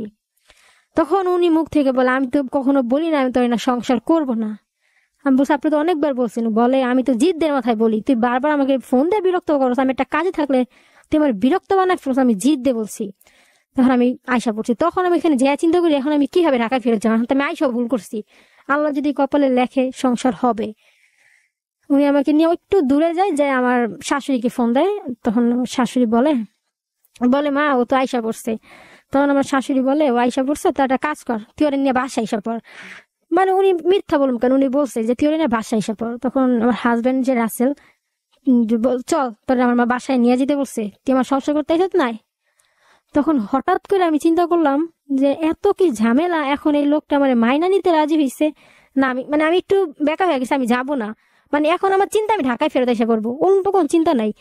ওনার কথা তুই আমার কাছে আইসো, তুই আমার কাছে আয়, তুই ঢাকায় কেন যাবি? আর আমি ঢাকায় যাবো না। এখন আমার নিয়ে উনি বলে তাহলে একটা কাজ কর, তুই আজকে থাইকা ঢাকায় চলে যা, আমি যাই আমার মায়ের না তোরে নিয়ে আসবো। তখন আমার শাশুড়ি আসছে আমার সাথে দেখা করে বলে চল আয়সা পড়ছো, আমার পোলা সংসার করতে, আমার পোলা ভুল করছে, এখন তোর কত সাহস, তুই এই পড়ছো, তাহলে সংসার কর, সমস্যা নেই, ঠান্ডা মাথা রেখে সংসার করবি, কোনো সময় ঝগড়া কাজিয়া করবি না, মারামারি তোরা করিস না। আমার শাশুড়ি আমার অনেক চেষ্টা করে তার বাসায় নেওয়ার জন্য, অনেকবার বলে চল চল চল, কিন্তু আমি যাই নাই, মিথ্যা বলে লাভ নেই। লাস্ট পর্যায়ে আমার শ্বশুর ফোন দেয়, দিয়া বলে মা তুমি আসো। তখন আমি বলি যে না আমি যাবো না, আমি ঢাকায় চলে যাবো। যাই হোক ওইখানে থাকি এক রাত। আমি নিজেই কেন জানি মানে নিজের মন ঘুরে গেছে, আমি আর যাবো না। মানে চিন্তা করতেছি হঠাৎ করে ওনারা যখন বলে আমাকে মেনে নিবে, আমি আর যাবো না, আমার মন ঘুরে গেছে যে না আমি আর যাবো না।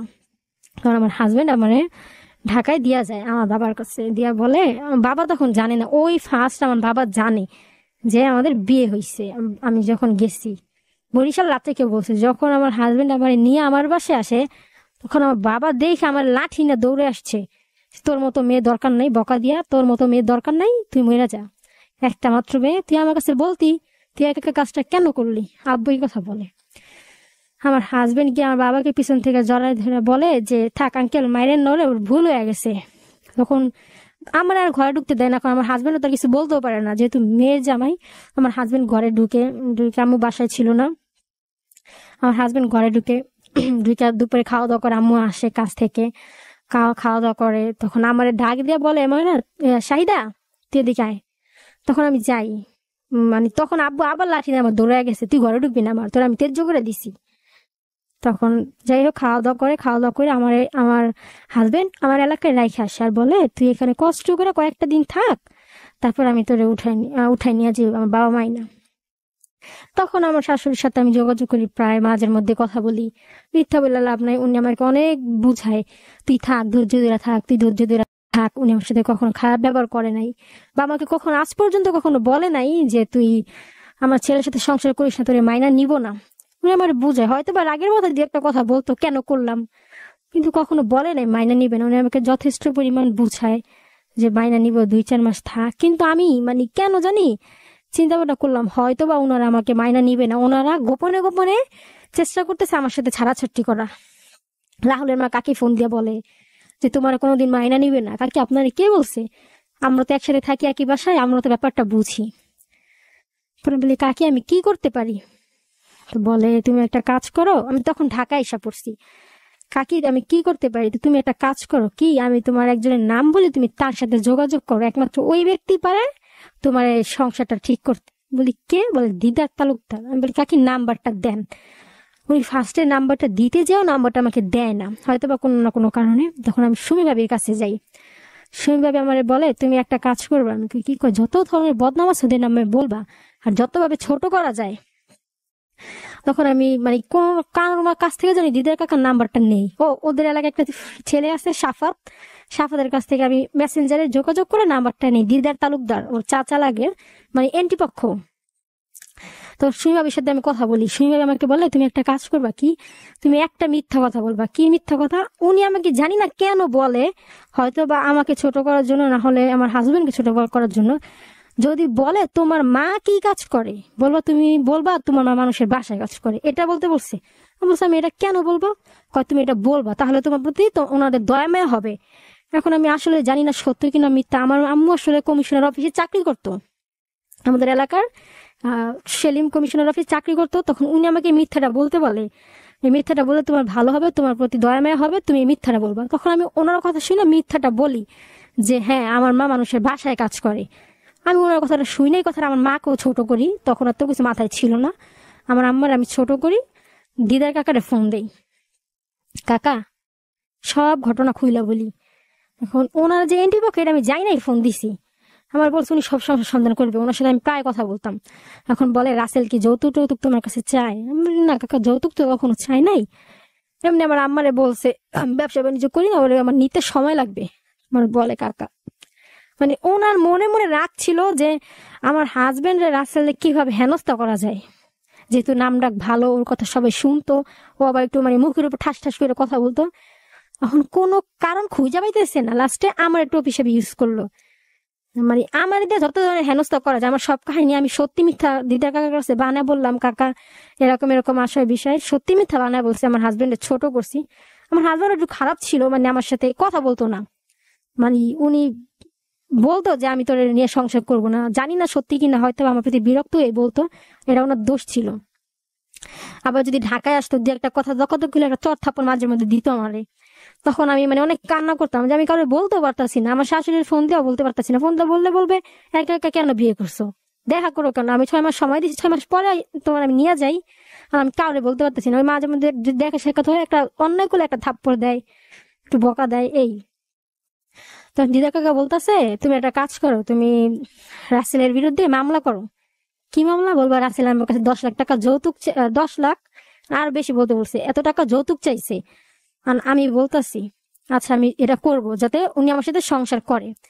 তুমি একটা কাজ করো, কি তুমি বলবো আমার মার মানে মার দোকান শরীর কাইটা ফেলছে, ইচ্ছা মতন মারছে, যৌতুক মামলা দিবা, নারী নির্যাতন মামলা দিবা, তারপরে বলবা তোমার জোর করে বিয়ে করছে। মানে 4-5টা মামলা দিতে বলছে আমার হাজবেন্ডের বিরুদ্ধে।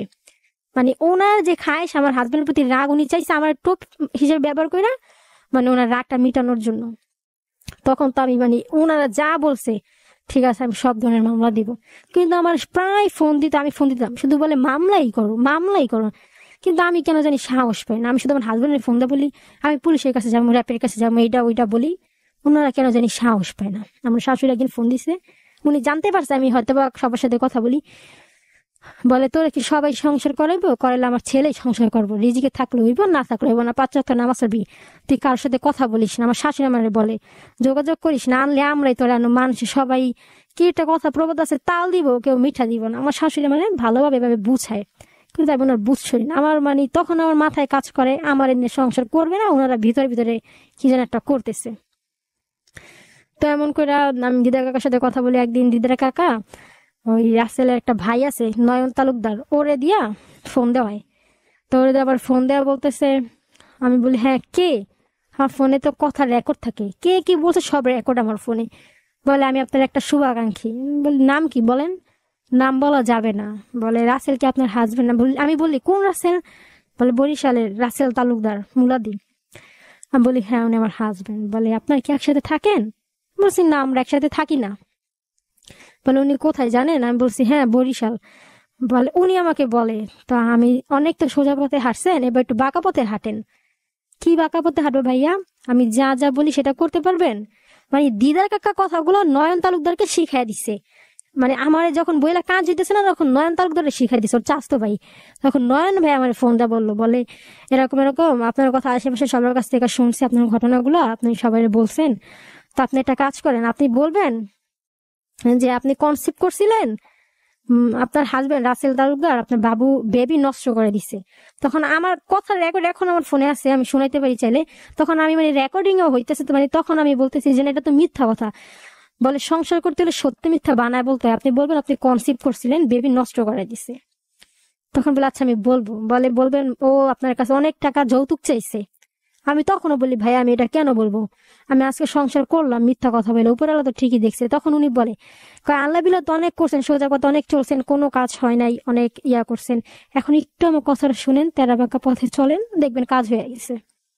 তো নয়ন তালুকদার আমার বলে যাতে আমি যৌতুকের মামলা দেই, নারী নির্যাতন মামলা দেই, বেবি নষ্ট করাইছে, মানে মার্ডার মামলা, এরকম অনেক উল্টাপাল্টা কথা বলতেছে। তখন আমি বলতেছি হ্যাঁ আমি বলছি যে আমার কাছে তো যৌতুক চায় নাই, বা আমার বেবি নষ্ট করে নাই, মারধরও করে নাই, চর্থাপদ্ধতি একটা সব হাজবেন্ড ওয়াইফের ভিতরে হয় রাগারাগি হইলে। তো উনি আমার অনেক ফোর্স করছে যাতে ব্যাপারটা করি, একটা পর্যায়ে গিয়ে মানে আমার ব্রেন ওয়াশ করছে, সুন্দর করে আমার পয়েন্ট টু পয়েন্ট বুঝাইছে এইভাবে করলে আপনার সংসার হবে। তখন আমি রাজি হই যে হ্যাঁ আমি এটা করব। তখন আমি মানে সবার সাথে যোগাযোগ করি এলাকার, এরে বলি ও আমার বেবি নষ্ট করেছে, ওরে ফোন দা বলি ও আমার মারছে, আরেকজনের ফোন দা বলি ও আমার মানে যৌতুক চাই, মানে মিথ্যা কথা বলি ওনার সম্পর্কে, সব ধরনের হেনস্থার আমি করি, কিন্তু আসলে তো এগুলো কিছু না। আর উনি শুধু শুনে, আর উনি শুধু আমার ফোন দা বলে তোর বিচার আল্লাহ করবো। ওনার যে দোষ নাই অবশ্যই আছে, উনি আমার বিয়ে করে আমার সাথে খোঁজ খবর নিত না, যোগাযোগ করতো না। যাই হোক মানে শুধু একটাই কথা বলতো, তোর বিচার আল্লাহ করবো, দেখি তুই কতদিন করতে পারোস। তেমন করে দিন চলতেছে। এখন পাশের মানে এক ইয়ের নাম্বার নিলাম আমি। ও দিদা কাকার সাথে আমি কথা বলি, কাকা কিভাবে কি করলে আসলে ভালো হয় ব্যাপারটা, তোমার আমি একটা নাম্বার দিই, তুমি ওই নাম্বারে যোগাযোগ করো।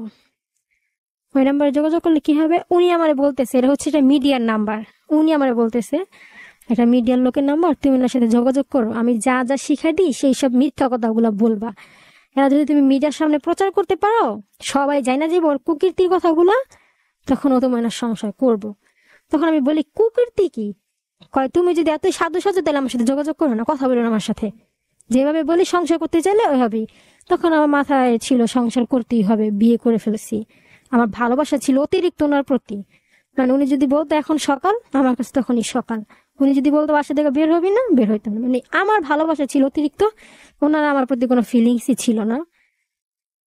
তো উনি আমাকে বলে এরকম এরকম ওনার সাথে যোগাযোগ করবা, ওরে তো এইভাবে সাহায্য করা যাবে না রাসেল রে।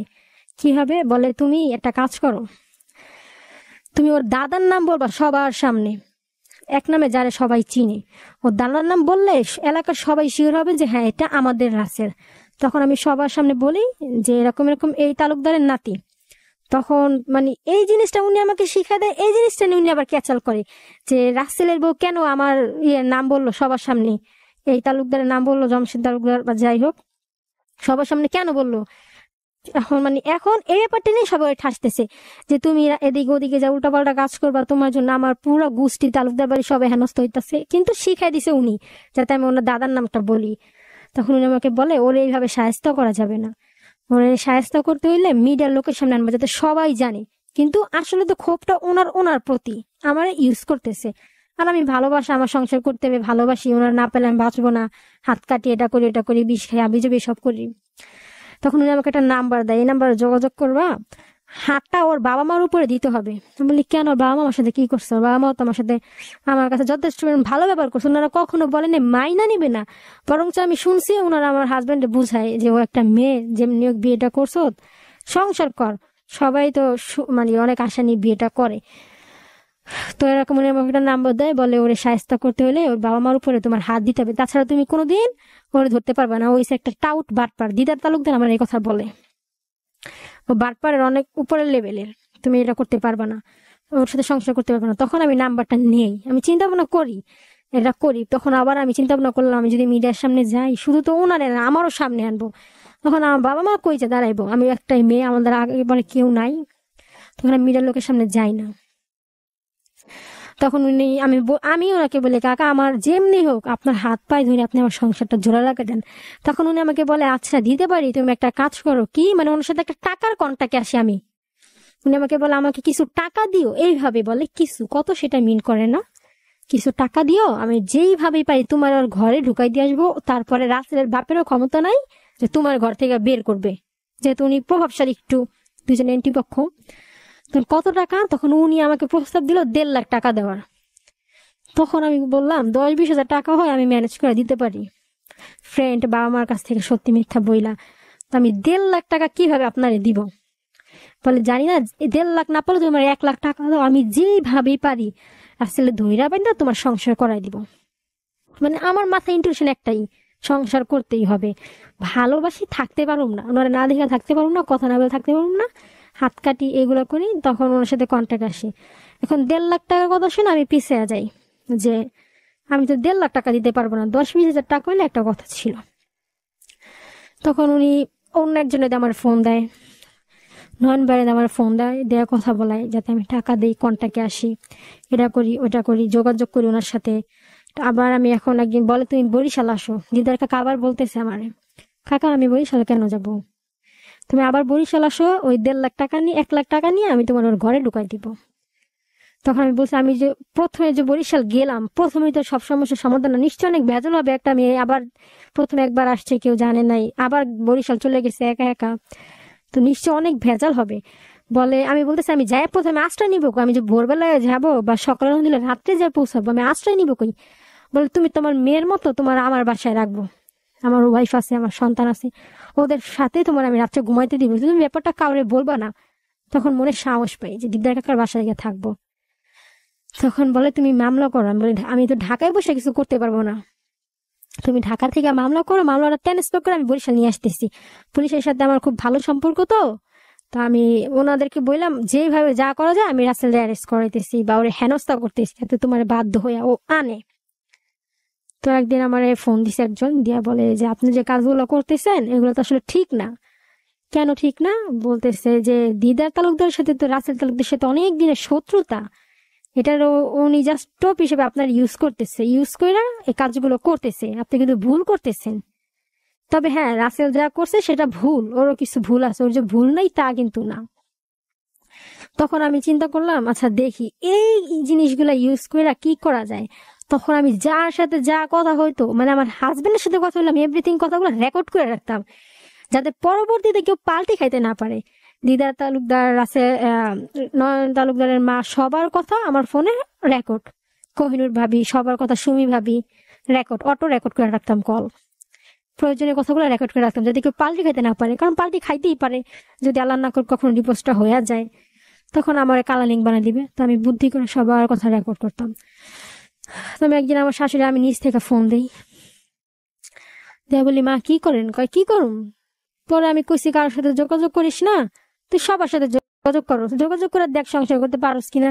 যে জায়গায় আমি তোরে কইছি যে আমি তোরে বউ হিসেবে মাইনা নিমু, আমি তোর আনুম আমার কাছে, সে জায়গায় তুই কেন যোগাযোগ করস? আমি তো এখনো শিকার যাই যে হ্যাঁ আমি তোরে আনুম বউ হিসাবে।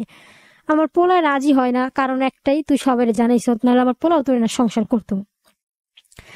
তোরা দুজন আমি আয়না দিব, তারপরে কেমন সংসার করার লাগে তোরা দুজন সংসার করবি, ঝগড়া কাইজা মারামারি কিছু করবি, মিল্লামিশা তোরা সংসার করবি। আর তোরা যে আমি আনুম, আমার পোলা হন তোরা আনতে নারাজ, একটাই কারণ তুই সবাই জানাই দিস, রাগারাগি করস, মান সম্মান নষ্ট করস, তুই সত্যি মিথ্যা বানায় বলস। আমি যখন আমার ভুলগুলো স্বীকার করতাম তখন আমি কথা রেকর্ডিং গুলো বন্ধ করে রাখতাম, অন্যদের সাথে কথা বলে আবার ওই সময় রেকর্ডটা চালু করতাম, নিজের ভুলগুলো রেকর্ড করতাম না। আমি যে তোরা আয়না দিমু, তারপর যে তুই আবার এমন উল্টো বললে কিছু করবি না, তুই হাত কাটবি না, তুই মানে আমার শাশুড়ি মা অনেক ভয় পাইতাম আমি যে হাত কাটতাম এগুলাই, তুই যে উল্টা পাল্টা কাজ করবি না, এটার কি তুই তো এমন করতে পারছ, তখন তো আমরা সবাই ফাইসা যাবো, দেখ মা তুই এগুলো করিস না। মানে উনি সবসময় আমার বুঝাইতো। আর আমার শ্বশুরের কথা একটা, উনি কথা বলি নাই, উনি বলতো যে পাশ থেকে যে হ্যাঁ ওরে মাইনা নিব, সমস্যা নাই, ও তো খারাপ কিছু করে নাই। তো একদিন আমার একটা লোক ফোন দেয়, সোহাগ তালুকদার, ওর কেমন একটা ভাইও লাগে চাচাও লাগে। ফোন দেয়া বলতেছে আপনি কি, আমার একটা আইডি ছিল মাসাবা, ওই আইডিতে মাসাবা, হ্যাঁ রাসেলের বউ? বলছি হ্যাঁ। ময়না আপনার একটা ছবি দেন তো। তো আমি ওর একটা ছবি দেয় আমার, মানে একটা হুজুর টাইপের দেখুন, আর আমি একটা ছবি দিই, উনি ছবি দিয়ে একটা লাভ রিয়েক্ট দেয়, এটা আমার পছন্দ না, আমি সাথে সাথে ছবিটা রিমুভ করে দিই।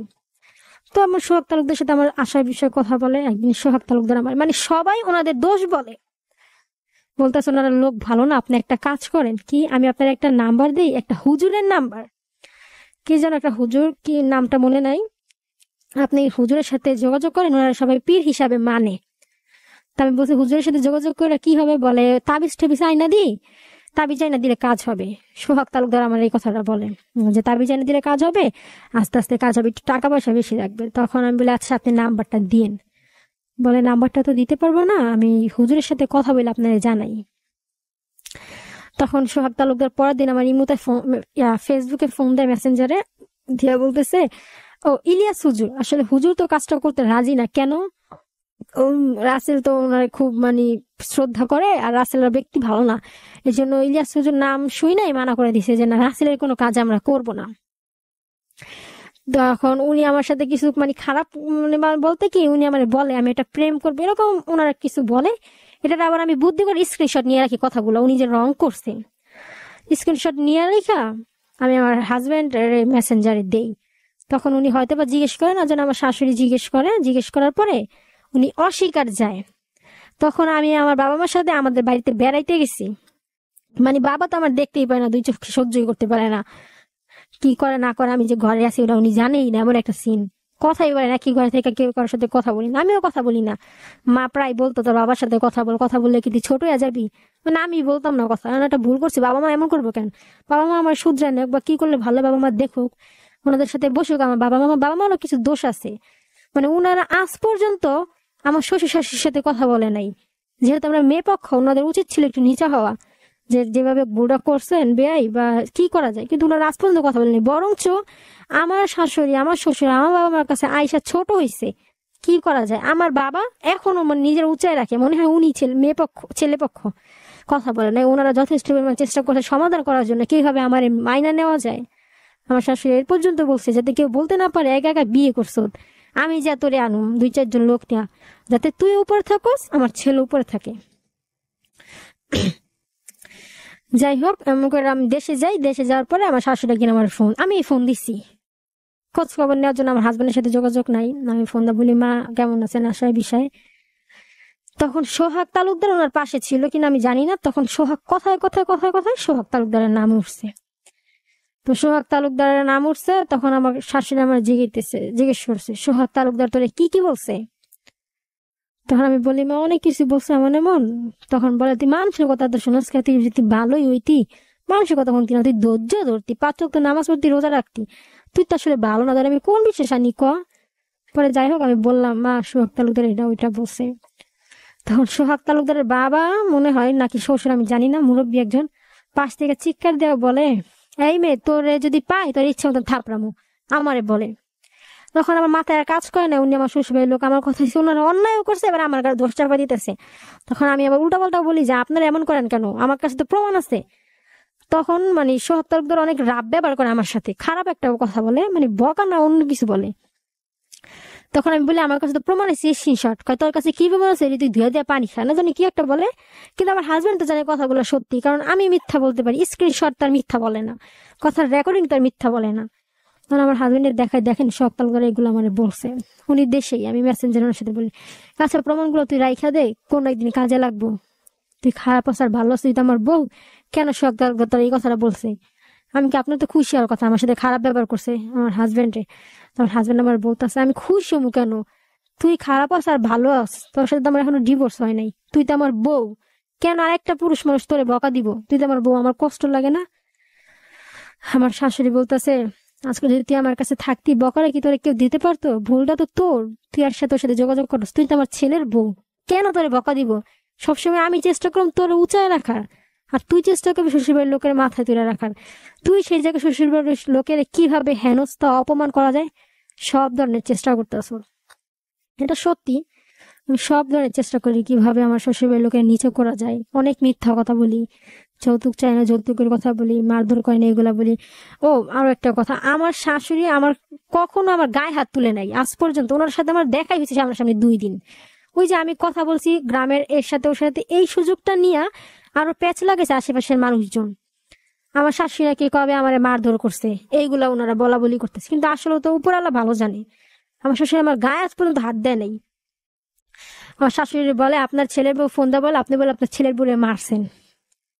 কবিরের মা না কে জানে কথাটা বলছে, আমার শাশুড়ি নাকি আমার বাবা মার কাছে 7 লাখ টাকা চাইছে, কিন্তু এগুলো সম্পূর্ণ মিথ্যা কথা। মানে মানুষ একটু হয়েছে আর একটু বানায়।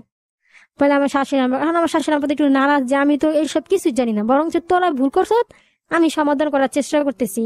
আমি বলতেছি মাইনা নিব ছেলের বউ হিসেবে।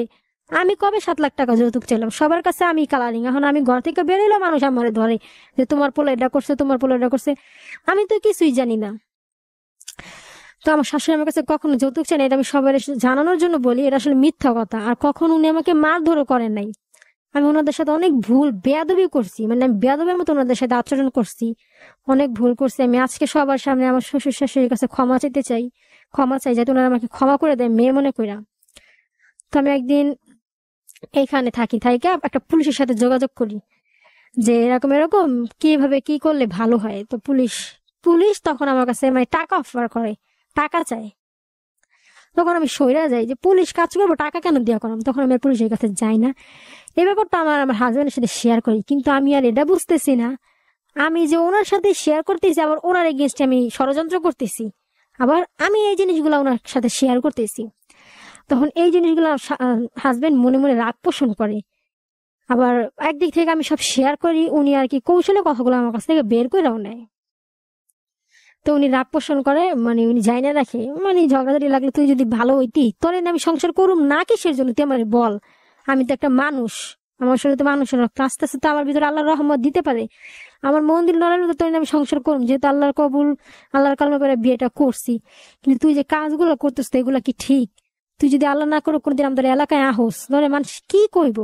আর আমার এই মানুষ কি বলতেছে বল, আমি এত ভালো একটা ছেলে ছিলাম, তুই কেন আমার সবার কাছে কালারি করলি? আমি কি সত্যি তোর কাছে কখনো যৌতুক চাইছি, মারধর করছি? মানে আমি কথাগুলো ওনার কাছে শিখে যেতেছি যে না এগুলো মিথ্যা। উনি আবার কথাগুলো রেকর্ড করে রাখতেছে আমার কথাগুলো, কিন্তু আমি আবেগে সব বলতেছি আমার এটা উনি বলছে, ওইটা উনি বলছে, হ্যাঁ এটা বলছে। তখন উনি কৌশলে আমার সাথে ইয়া করতেছে, আমি কি যৌতুক চাইছি? আমি বলি না। বলে আমার কাছে যেটা বলা সেটা সবার সামনে বলতে পারবি? আমি বলি কেন বলুম, আমার তো আপনারে লাগবো, আমি আপনার সংসার করব, কেন বলবো? আমি যত ধরনের হেনস্থা আপনারা করা যায় অত ধরনের হেনস্থা আমি আপনারা করবো। আমি ডিরেক্ট এগুলো ওনারে বলতেছি, উনি আবার কথা রেকর্ড করতেছে। যাই হোক, যে নয়ন তালুকদারের কথা বললাম, ওর ছোট ভাই রাহুল তালুকদার, ও একটা মানে সিনক্রেট করে। যাই হোক, ও যদি একটা কাজ করার সিদ্ধান্ত নিচ্ছিল একটা মেয়েলি ব্যাপারে, ও কাজটা করলে হয়তো বা বাড়ির মান সম্মানটা নষ্ট হইতো। কিন্তু আমার হাজবেন্ড এমন একটা লোক, উনি আমার ফোন দিয়া বলছে যে রাহুল যদি এই কাজটা করে তাহলে কিন্তু তোর কপালে শনি আছে, তুই বাঁচবি না, যেমনি পারস রাহুলের কাজটা আটকা। মানে রাহুলের ভাই রাহুল, নয়ন তালুকদার সবাই চাইতেছে আমার হাজবেন্ডে কিভাবে ডাবানো যায় সেটা করতে। কিন্তু উনি এমন একটা ব্যক্তি, জানি না আল্লাহর কি রহমত, উনি চায় যাতে সবাই উপরে থাকে। উনি চাইলে আমার দেখো ক্ষতিটা করতে পারতো, যেমন শাহিদা যেমনি পারস রাহুলের দেয়া কাজটা করা, তাহলে আমি বলার সুযোগ পাবো। কিন্তু উনি আমার ফোন দিয়ে আরো বুঝায় রাহুল যাতে এই কাজটা না করে, আমাদের তালুকদার বাড়ির মুখ নষ্ট হইব, সম্মান নষ্ট হইব, যাতে এই কাজটা যদি করে তাহলে তুই মার খাবি আমার কাছে, অনেক ধরনের ইয়া করে। কিন্তু উনি চাইলে রাহুলের এই কাজটা করাইয়া একটা সর্বনাশ বা একটা ক্ষতি করতে পারতো, কিন্তু উনি তা করায় নাই। আমি জাস্ট এরকম করে জানাই দিছি। তখন রাহুলের সাথে মাঝে মধ্যে আমার যোগাযোগ হইতো। তো আমার শাশুড়ি মনে হয় রাহুলে জিজ্ঞেস করছে, ও আমার সাথে মানে আর ফোনে কন্ট্যাক্ট করে না, আমার সাথে আর ফোনে কথা বলে না। ও আমার মানে বলে তুই কি একটা মানুষ, তোর কাছে আমি ব্যাপারটা শেয়ার করলাম ফ্রেন্ড হিসেবে, বা আমি কাজটা করুম, তুই আমার বাইরেরা জানাই দিস। হ্যাঁ, তুই যে রাসেলে ভালোবাসস, রাসেল কি ভালো? রাসেল সেটা টাউট, রাসেল সেটা বাটপার। বাটপারে কি করছে? এই মেয়ের প্রেম করো, এই মেয়ের প্রেম করে, আমি কি প্রমাণ আছে কোনো? বলে হ্যাঁ প্রমাণ আছে। কি প্রমাণ? আমার একজনের নাম্বার দিল, সাফাত, ওর সাথে কথা বললাম। হ্যাঁ, আমি সাফাতের সাথে কথা বলি। আচ্ছা উনি কেমন ছেলে রাসেল? কত তো একটা টাউটার, একটা বাটপার। যেমন বলো একটা মেয়ের সাথে রিলেশন করছে, রিলেশন করে মেয়ের সোনা গয়না নিয়ে গেছে। তখন মানে এটা শুই না আর মাথা আকাশ ভেঙে পড়ে। তখন আমি ওই ইয়ার একটা স্ক্রিনশট দেই। তখন এটা আমার হাজবেন্ডে জিজ্ঞেস করি, আমার হাজবেন্ড তখন কোরআন শরীফের কসম দিয়া বলে আমি এটা কখনোই করি নাই, উনি না শিখার যায়। এখন উনি যদিও কাজটা করে আমার বিশ্বাস করতে হবে, যেহেতু উনি আল্লাহর কোরআনের কসম করছে। তারপরে মানে এটা শুই না, মেয়ে মানুষ তো জিনিসটা আমি আরো খোঁচাই যাতে আমি আর ওনার কথা শোনাতে পারি। কিন্তু অনেক খোঁজ খবর নিলাম আসলে কি এরকম করছে। সবাই বলে যে না, আসলে রাসেলের কোনো পিছনে কোনো খারাপ ব্যাকগ্রাউন্ড নাই। ও কোনো মেয়ের দিকে তাকাইছে বা কোনো মেয়ের সাথে কোনো রিলেশনে জড়াইছে, কোনো মেয়ের সাথে কোনো সিন্ডিকেট করছে, রাসেলের এরকম কোনো নাই যা। সবাই বললো, শুধু ওই একটা ব্যক্তি সাফাত, ও বললো যে এরকম এরকম। পরে অনেক করার পর সাফাতের সাথে আমি যোগাযোগ করার পরে অনেক বোঝানোর পরে বলে যে দেখো, রাসেল তো আসলে এই কাজটা করে নাই। আমি চাইছি মানে আমাদের এলাকার সবাই এক পক্ষে, ও ওই সেন্টি পক্ষ। আমি চাইছি রাসেল যাতে হেনস্থা করা যায়, এই জন্য আমি তোমার কাছে মিথ্যা কথা বলছি। আমি জানি তুমি সেটার স্ক্রিনশট নিছো, তুমি তো ট্যালেন্টেড মেয়ে, তুমি সেটার স্ক্রিনশট নিয়ে রাখছো। আমিও চাই যাতে রাসেল হেনস্থ হয়। এখন মেসেঞ্জারে তোর কথা রেকর্ড আমি করতে পারি না, এই জন্য কথাগুলো রেকর্ড হয় নাই। তো আমি চাই যাতে রাসেলের ডাবানো যায়। এখন পুরা দেশের ভিতরে বড় করে একটা মিটিং বসছে, কি রাসেল তখন ঢাকায় এসে পড়ছে আমার হাজবেন্ড, কিভাবে রাসেলের দেশে নেওয়া যায়, নিয়ে কিভাবে ওরা আটকানো যায়। কারণ কি, ও বিয়ে করছে, ও সংসার করে না, ও এটা করছে, ও ওইটা করছে। ওর জন্য কেন আমাদের তালুকদার বংশের নাম খারাপ হইলো, ওর জন্য কেন ওর দাদার নাম উঠলো, এই তালুকদার এই কাজটা করছে। তখন আমি দিদার তালুকদারের ফোন দেবো, আপনি তো আমার বলছেন যাতে আমি জমসিং তালুকদারের নাম বলি। উনি আমার নিজে শিখাই দিছে যাতে আমি নামটা বলি, যাতে ওর হেনস্থা করা যায়। কিন্তু আমি আগের বার কখনো ভাবি নাই যে আমি যে এই মানুষটার ভালোবাসি, আমি কেন তার হেনস্থা করব। আমি কখন আগের বার ব্যাপারটা ভাবি নাই। তবে ওনারও কিছু দোষ ছিল, উনি আমার সাথে যোগাযোগ করতো না, বিধে আমি এগুলো করছি। তখন সবাই মিলে দেশের বাড়িতে মিটিং বসিয়েছে ওর আইনে কিভাবে আটকানো যায়, কারণ কেন ওর জন্য তালুকদার বাড়ির নাম খারাপ হইলো। কিন্তু ওনারা যে আমার শিক্ষা দিছে যে তুমি বলবা জমসিং তালুকদারের নাতি এইটা ওইটা, এটা ওনারা কেউ এখন আর শিখা যায় না। কিন্তু আমার কাছে কথার রেকর্ডিং আছে, রেকর্ডিং গুলো যখন শোনাইতে যাই তখন ওনারা ঠান্ডা হয়ে যায়, বলে মা এটা করো না ওইটা করো না। আমি আবার রেকর্ডিং গুলো আমার হাজবেন্ডের কাছে দিয়ে দিই, এরকম এরকম ওনারা এটা করছে এটা করছে। তখন উনি আমার বলে তুই তো সবকিছু করছো, তুই আমার ফাঁসানের লেগা, আমি কিচ্ছু করি নাই, তারপরেও তুই আমার ফাঁসাইছ। হ্যাঁ এটা সত্যি, ধর আমি বিয়ে করছি, বিয়ে করে কি আমার অনেক বড় অন্যায় হয়ে গেছে, আমার হাজবেন্ড বলে। তখন আমি বলি অন্যায় হয় নাই, আপনি বিয়ে করে আমার ফালে লাগছেন কেন, যোগাযোগ কেন করেন না। আপনি বললে আমি তোরে জানাই দিয়ে নিষেধ করছি, তুই কেন জানাইলি। তখন আমি বলি আমার মন চাইছে আমি জানাইছি, আপনি যদি আমার ফালায় রেখে বিয়েটা করেন। কয় আচ্ছা তোর মনে যত এত ইচ্ছা ছিল জানাইছে, তো আমার মা যে জায়গায় তোরে কইছে তোমার আমরা উঠাই আনো, সেই জায়গায় তুই কেন এই কাজটা করলি, দেশে আসলি, সবার ব্যাপারটা জানালি, নিজের মারে ছোট করলি। তোর মা কমিশনার অফিসে কাজ করে, তুই আমারে ছোট করার জন্য যাতে সবাই আমারে খোটা দেয় যে রাসেলের এত অহংকার, রাসেল বিয়ে করছে কাজের মহিলার একটা মেয়ে, তুই তো নিজের মারও ছোট করলি। আসলে তো আমার মা কমিশনার অফিসে চাকরি করতো, আমি নিজের মারও ছোট করলাম যাতে আমার হাজবেন্ডের সবাই কথা শোনায়, উনি যাতে বিরক্ত হয়ে আমার এনার সংসারটা করতে বাধ্য হয়। যাই হোক ওনার সাথে এরকম কনভারসেশন চলতেছে, এরকম ভালোভাবে সম্পর্ক যাইতেছে, এরকম এরকম দিদার কাকা আমার এদের ফোন দেওয়া এদের ফোন দেওয়া, এই দিয়া এটা করো ওইটা করো, সব ধরনের ব্রেন ওয়াশ আমার করতেছে। সোহাগ তালুকদার ফোন দেয়, এই ফোন দেয়, সেই ফোন দেয়, এটা করো। আসলে রাসেল হচ্ছে এমন একটা মানে একটু অ্যাটিটিউড ছিল, অহংকার, যেমন আমার জাল মানে উনি সবসময় আমার দেওরের করতো, মানে ওনার একটা অ্যাটিটিউড ছিল, উনি একটু শিক্ষিত। আমার হাজবেন্ডের এই জিনিসটা এখনো আছে, সত্যি কথা। মানে উনি ভালো একটা ফ্যামিলিতে বিয়ে করবে, এই মেয়ে ওনার পছন্দ না, নাক বোচা মেয়ে ওনার পছন্দ না, সুন্দর মেয়ের প্রয়োজন, যাতে সবাই ওনার কথাটা শুনাইতে পারে। মানে সবাই বউরে দেখা বলতো ইস কালা বউ বোচা বউ, যাতে সবাই ওনার কথা শুনাতে পারে তুমি যে মেয়ে বিয়ে করছো সেই মেয়ে কি সুন্দর কিনা। এই জন্য যাতে সবাই ওনারা বলতে পারে যে তুমি যে মেয়ে বিয়ে করছো ওর মা তো মানুষের বাসায় কাজ করে, কিন্তু আদৌ তো ব্যাপারটা সত্যি না। আমি তো বুঝতে পারি না ওনারা যেটা চাল হিসাবে এভাবে উল্টা পাল্টা ভাবে নিয়ে যাবে। আমি তো সরল মনে বইলা দিছি যে হ্যাঁ আমার মা মানুষের বাসায় কাজ করে, কিন্তু এটা তো মিথ্যা কথা। আমার মানুষের অফিসে কমিশনার অফিসে কাজ করতে, আমার মা যখন ব্যাপারটা জানছে, যাই না বলে নিজের স্বার্থের জন্য তুই আমারও ছোট করলি, মিথ্যা কথা কেন বললি, কেন মিথ্যা কথা বললি। তখন আমি বলি মা আমার কিচ্ছু করার ছিল না, আমি বাধ্য হয়েছি, কি করুম, এই জন্য তুই আমারও ছোট করলি। এখন আমি কি বলুম, বলি যাই হোক ব্যাপারটা যাই না গেছে, মা তুমি আমার ক্ষমা করে দাও। মার কাছে ক্ষমা চাইলাম, মাফ চাইলাম, মা আমার মাফ করে দিও, আমার এরকম ভুল আর কখনো হবে না। নিজের স্বার্থের জন্য, নিজে ভালো থাকার জন্য নিজের মারে মানুষের কাছে ছোট করলাম, যে মানুষগুলোর কথা শুই না নিজের বাবা মারে ছোট করছি, সেই মানুষগুলো এখন আমার মানে পাল্টে নিতেছে। কেন করলাম, আমার হাজবেন্ডের কথা শোনায়, তুমি এরকম মেয়ে বিয়ে করছো এরকম মেয়ে বিয়ে করছো, সারা জীবন মানুষের বউরের কথা শুনেছো, তোমার বউ কি ভালো? তোমার বউ যদি ভালোই হইতো তোমার বউ কি ব্যাপারগুলো ছড়াছড়ি করতে পারতো, মানুষের জানাইতো, কিন্তু সবাই মিলে যে আমার সহযোগিতা করছে এখন আর এটা কেউ বলে না। হ্যাঁ, এটা সত্যি, আমি হচ্ছে আইসিবিতেই কাজটা হয়েছে। তখন আমি মানে এমন একটা ইয়া ছিল, মানে আমি একটা গাছ ছিলাম, আমি শুকায় গেছি, আমার এসে পানি দিছে, আমি জীবিত হয়ে গেছি। যে যা বলতো আমি সবকিছু ইয়া করতাম আমার হাজবেন্ডের হেনস্থা করার জন্য, সব ধরনের হেনস্থা ওনারা করছি। একটা পর্যায়ে আসছে মানে আমার হাজবেন্ড এখন আমার প্রতি রাগ হওয়াটাই স্বাভাবিক। আমি ওনারে বলি যে আমার আসলে ডিভোর্স চাই, আমি নিজে থেকে বলি, মানে বিরক্ত হয়ে গেছি। তখন মানে উনি একবারও বলে না ডিভোর্সের কথা, আমি বলি ডিভোর্স চাই, উনি বলে আচ্ছা দিব, জাস্ট এতটুকুই। উনি তারপর আর কখনো আমার কাছে জিজ্ঞেস করেন কবে আসার বিষয়, মানে আমার দিক থেকে আমি ওনার চাপ দিতাম, প্রেশার দিতাম, ডিভোর্স চাই ডিভোর্স চাই ডিভোর্স চাই। মানে একটা পর্যায়ে মানে উনি বিরক্ত হয়ে আছে ডিভোর্স দিব কবে, এমন এমন তারিখ। একটা দুজন একসাথে হয়েছি ডিভোর্সের জন্য লাস্ট, তারপরও ব্যক্তিরা যদি আমার সংসার নাই করতো, তারপর উনি আমার বলে দেখ তুই ভাব, তুই ভাব, আমি চাই না ডিভোর্সটা হোক, বিয়েটা যেভাবে হোক হয়েছে, তুই খারাপও ভালো, খারাপ হলে তোর আমি ভালো করে নিমু। কিন্তু আমি তখনও রাগের মাথা বলি ডিভোর্স চাই ডিভোর্স চাই। যাই হোক একটা পর্যায়ে আমার বুঝাইলো, আমার শাশুড়িও বুঝাইলো, দেখ মা এগুলো করিস না, তুই একটা মেয়ে, আজীবনের জন্য শরীরে একটা কলঙ্ক লাগিয়ে যাবে। তখন আমি সইরা যাই এখান থেকে।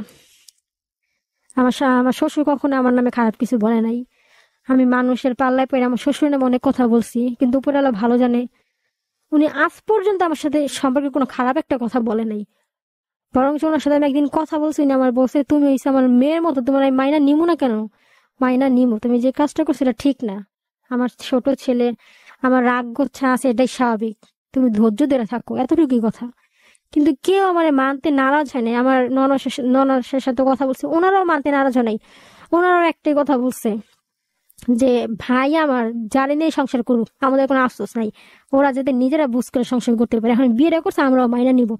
কিন্তু আমি সেই তাদের সম্পর্ক বদনাম করছি, আমার শাশুড়ির সম্পর্কে বদনাম করছি, এলাকার সবার সম্পর্কে, মানে সবার কাছে আমি ওনাদের এমনই খারাপ অবস্থা, মানে আমার শাশুড়ি এখন দেশেই যাইতে পারে না, দেশে গেলে সবাই ধরে এই তোমার পোলা ওইটা করছে, তোমার পোলা ওইটা করছে। যারা আমার শিখাই দিছে, বুদ্ধি দিছে, তারা বরং আরো বেশি বলে। এখন আমি এটা কিভাবে লোকের বুঝাই যে ওনারাই আমার শিখাই দিছে। হ্যাঁ, এখন একটা প্রশ্ন আসতেই পারে আমি কেন করছি।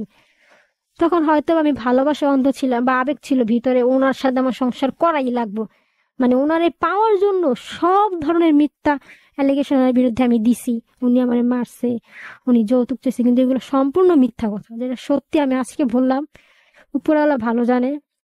হ্যাঁ, উনি আমাকে মাঝে মধ্যে দিয়ে একটা চর থাপ্পড় দিছে, এটা সত্যি। রাগারাগি হইলে উনি আমারে বলতো তুই এটা করিস না, উনি ডাইনে বললে আমি বামে যাইতাম, বামে বললে ডাইনে যেতাম। পুরো তালুকদার বাড়ির বদনামটা শুধুমাত্র আমার কারণে হয়েছে। তাও তালুকদার বাড়ির লোকজনই জড়িত, কিন্তু এখন ওনারা সবাই পিছিয়ে গেছে। কিন্তু ওনারা এটা কেউ জানে না যে ওনাদের বলা প্রত্যেকটা কথা আমার কাছে অটো রেকর্ডিং আছে, চাইলে আমি সবাই শুনাইতে পারি। কিন্তু মাঝখান দিয়ে কি হইলো, মাঝখান দিয়া আমার হাজবেন্ডের সাথে আমার ভুল বোঝাবুঝি হইলো, আমার শ্বশুর বাড়ির প্রত্যেকটা লোকের বদনাম হইলো, আমার শাশুড়ি ভালো না, শ্বশুর ভালো না। কিন্তু আসলে তো আমি ভাবিও নাই যা তোর দূর গড়া যাবে। তখন আমার যে যা বলছে আমি সংসার করার জন্য সব করছি, ওনাদের নামে বদনাম করছি। আমার শ্বশুর কখনো আমার অপমান করে না, আমি আমার শ্বশুর নামে বদনাম করছি যে আমার শ্বশুর আমার বলছে আমি দেখতে সুন্দর না, মিথ্যা কথাগুলো ওনার নামে বলছে। আল্লাহ মাফ করুন, উনি অনেক ভালো একটা লোক। আমার খুব ইচ্ছা আমি আমার শ্বশুরের সাথে সংসার করি। আজকে আমি সবার সামনে আমার শ্বশুর শাশুড়ির কাছে ক্ষমা চাই, যাতে ওনারা আমার ক্ষমা করে দেয়। আমি অনেক ভুল করছি, অনেক বেয়াদবি করছি, যাতে ওনারা আমার মাফ করে দেয়। মানুষের অনেক পরামর্শ শুনছি, যেমন কোহিনুর ভাবি সবসময় আমার বলতো যাতে আমি আমার শ্বশুর বাড়ি যাই, রাসেলের বাড়ি যাই। আমার জাল আমারে বলতো, আমার জাল আমার থেকে অনেক সুন্দর স্মার্ট উঁচা লম্বা, আমার জাল আমারে বলতো যে আমি এত ভালো একটা মহিলা, আমি পারলাম না তোমার শাশুড়ির সাথে সংসার করতে, তুমি কিভাবে পারতা। এই জিনিসটা আমার ব্রেনে ক্যাচ করে যে আসলে তো উনি তো অনেক সুন্দর দেখতে, উঁচা লম্বা আমার থেকে, উনি যদি না পারে আমি কিভাবে সংসার করবো আমার শাশুড়ির সাথে, এটাই মাথায় ক্যাচ করে। তখন ওনার কথায় তালে তাল দেই। উনি আমার বলে রেডিও সেন্টারে যাইতে, উনি আমার জিগাতলা পর্যন্ত আগায় দিয়ে যায় যাতে আমি রেডিও সেন্টারে গিয়ে সবার সামনে বদনামটা করি। কিন্তু মাঝখান দিয়ে সবাই ভালো, আমি হয়ে গেলাম কালারিং। এখন একদিন আমার দিদা তালুকদার আবার ফোন দিছে, ফোন দেওয়া বলতেছে তুমি কি কিছুই করবা না। আমি বলছি কিসের কি করবো, বলে আমি বললাম রাসেলের বিরুদ্ধে এটা করো ওইটা করো, তুমি তো কিচ্ছু করতে রাজি হইতেছো না, এখন আমি কি করবো, আর আমার টাকার আর কি ব্যবস্থা হয়েছে। দিদা তালুকদার আমার বলতেছে, আমি বলি হ্যাঁ সবকিছু ওকে, কিন্তু প্রমাণ কি যে আপনারা টাকা দেওয়ার পরে আমি রাসেলের সাথে সংসার করতে পারবো? এটার প্রমাণ কি? বলে তুমি শুধু বিশ্বাস করে টাকা দাও। আমি বলছি না, কাজ হওয়ার পরে টাকা দিব। আমি আবার মানে আমার তো এত টাকা দেওয়ার সামর্থ্য না, আমি একটা মেয়ে হয় কিভাবে 1-1.5 লাখ টাকা দিব? কিন্তু আমি বলতেছি ওনারা, আমি বুঝাই বলছি যে আমার ফ্যামিলি অনেক এরকম এরকম টাকা দিতে পারবো, মানুষের কাছ থেকে ম্যানেজ করে দিতে পারবো। তুমি বলে টাকা দেন না, তুমি শুধু আসবা, যেভাবে হোক আমি তোমার ওর ঘরে ঢুকাই দিব। কিন্তু কথা হচ্ছে ঘরে ঢুকাই দেওয়ার পরে যে আমি সংসার টিকে থাকতে পারবো এটার কিসের গ্যারান্টি আছে? দ্বিতীয় তালুকদার আমার ফোন দেয়, দিয়া আরটিভির একটা সাংবাদিকের নাম্বার দেয়, আমি জানি না সত্যি না মিথ্যা। দিয়া বলে এটা হচ্ছে আরটিভির সাংবাদিকের নাম্বার, আমার সাথে খুব ভালো সম্পর্ক না আরটিভির সাংবাদিকের, অনেক ভালো সম্পর্ক। তুমি এই সাংবাদিকের সাথে যোগাযোগ করো, আমার সাথে কন্ট্যাক্ট করো, আমি ওদের সবার ফেস, মানে দিদা তালুকদার আমার বলে, আমি ওদের সবার ফেস টিভির সামনে নিয়ে আসবো, মিডিয়ার সামনে নিয়ে আসবো, যাতে সারা বিশ্বের মানুষের সামনে রাসেল হেনস্থা হয়। মানে আমি একদিন কৌশলে জিজ্ঞেস করলাম, কাকা আপনি এত চান কেন যাতে রাসেল হেনস্থা হয়? কয় রাসেল অনেক খারাপ একটা ছেলে। কেন? ওর জন্য আমি কোনো কাজ ভালোভাবে করতে পারি না, ও আমার সাথে শুধু বেয়াদবি করে। কি বেয়াদবি? মানে উনি এমন ছিল, বিচার সালিসিতে গেলে উনি টাকা যার কাছ থেকে নিত সেটার পক্ষ নিয়ে কথা বলতো, কিন্তু আমার হাজবেন্ড উনি সেটা হইতে দিত না। উনি উচিত কথা বলতে দিত, ওনারা কেউ দেখতে পারতো না, ওনারা কেউ সহ্য করতে পারতো না। এই জন্য হচ্ছে ওনাদের মেন মানে বিরোধিতা, ওনাদের আমার টোপ হিসাবে ইউজ করছে, আমি সেটা বুঝতেও পারি নাই। মানে নয়নের আম্মুরে আমি একদিন ফোন দিছি, কাকিরে, নয়ন তালুকদারের আম্মুরে ফোন দিছি, দিয়া বলতেছি কাকি এখন আমি কি করুম, কি করলে ভালো হয়? কাকি আমার বলতেছি তুমি দেশে আইসা পড়ো, আর নাহলে তুমি একটা কাজ করো, তুমি ওর বোনের সাথে যোগাযোগ করো, ওর বোনের কথা সবাই শুনে। কিরকম শুনে? ওর বোনাই যদি বলে তাহলে সবাই মাইনা নিবে।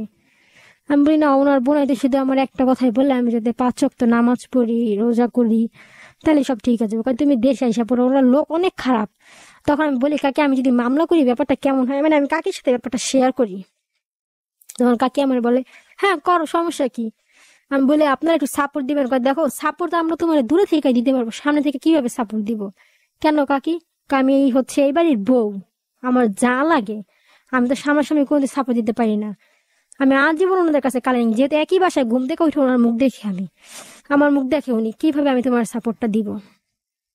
তখন আমি ওনার প্রায় ফোন দিয়ে যোগাযোগ করি, কি করে না করে আশায় বিষয়। ওনার ছেলের ফোন দিই, রাহুল রাসেল কই রে, রাসেলে কি করে?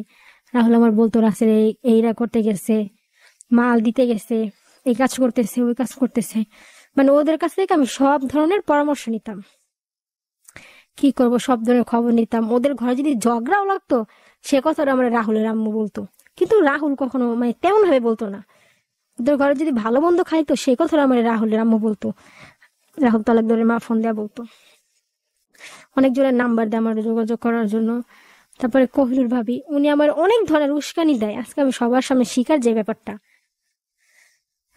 উনি আমার অনেক ধরনের উস্কানি দেয় যাতে আমি সংসারটা করি, মানে আমার হাজবেন্ডের হেনস্থা করি, র্যাপের কাছে যাই, পুলিশের কাছে যাই, সবকিছু করি।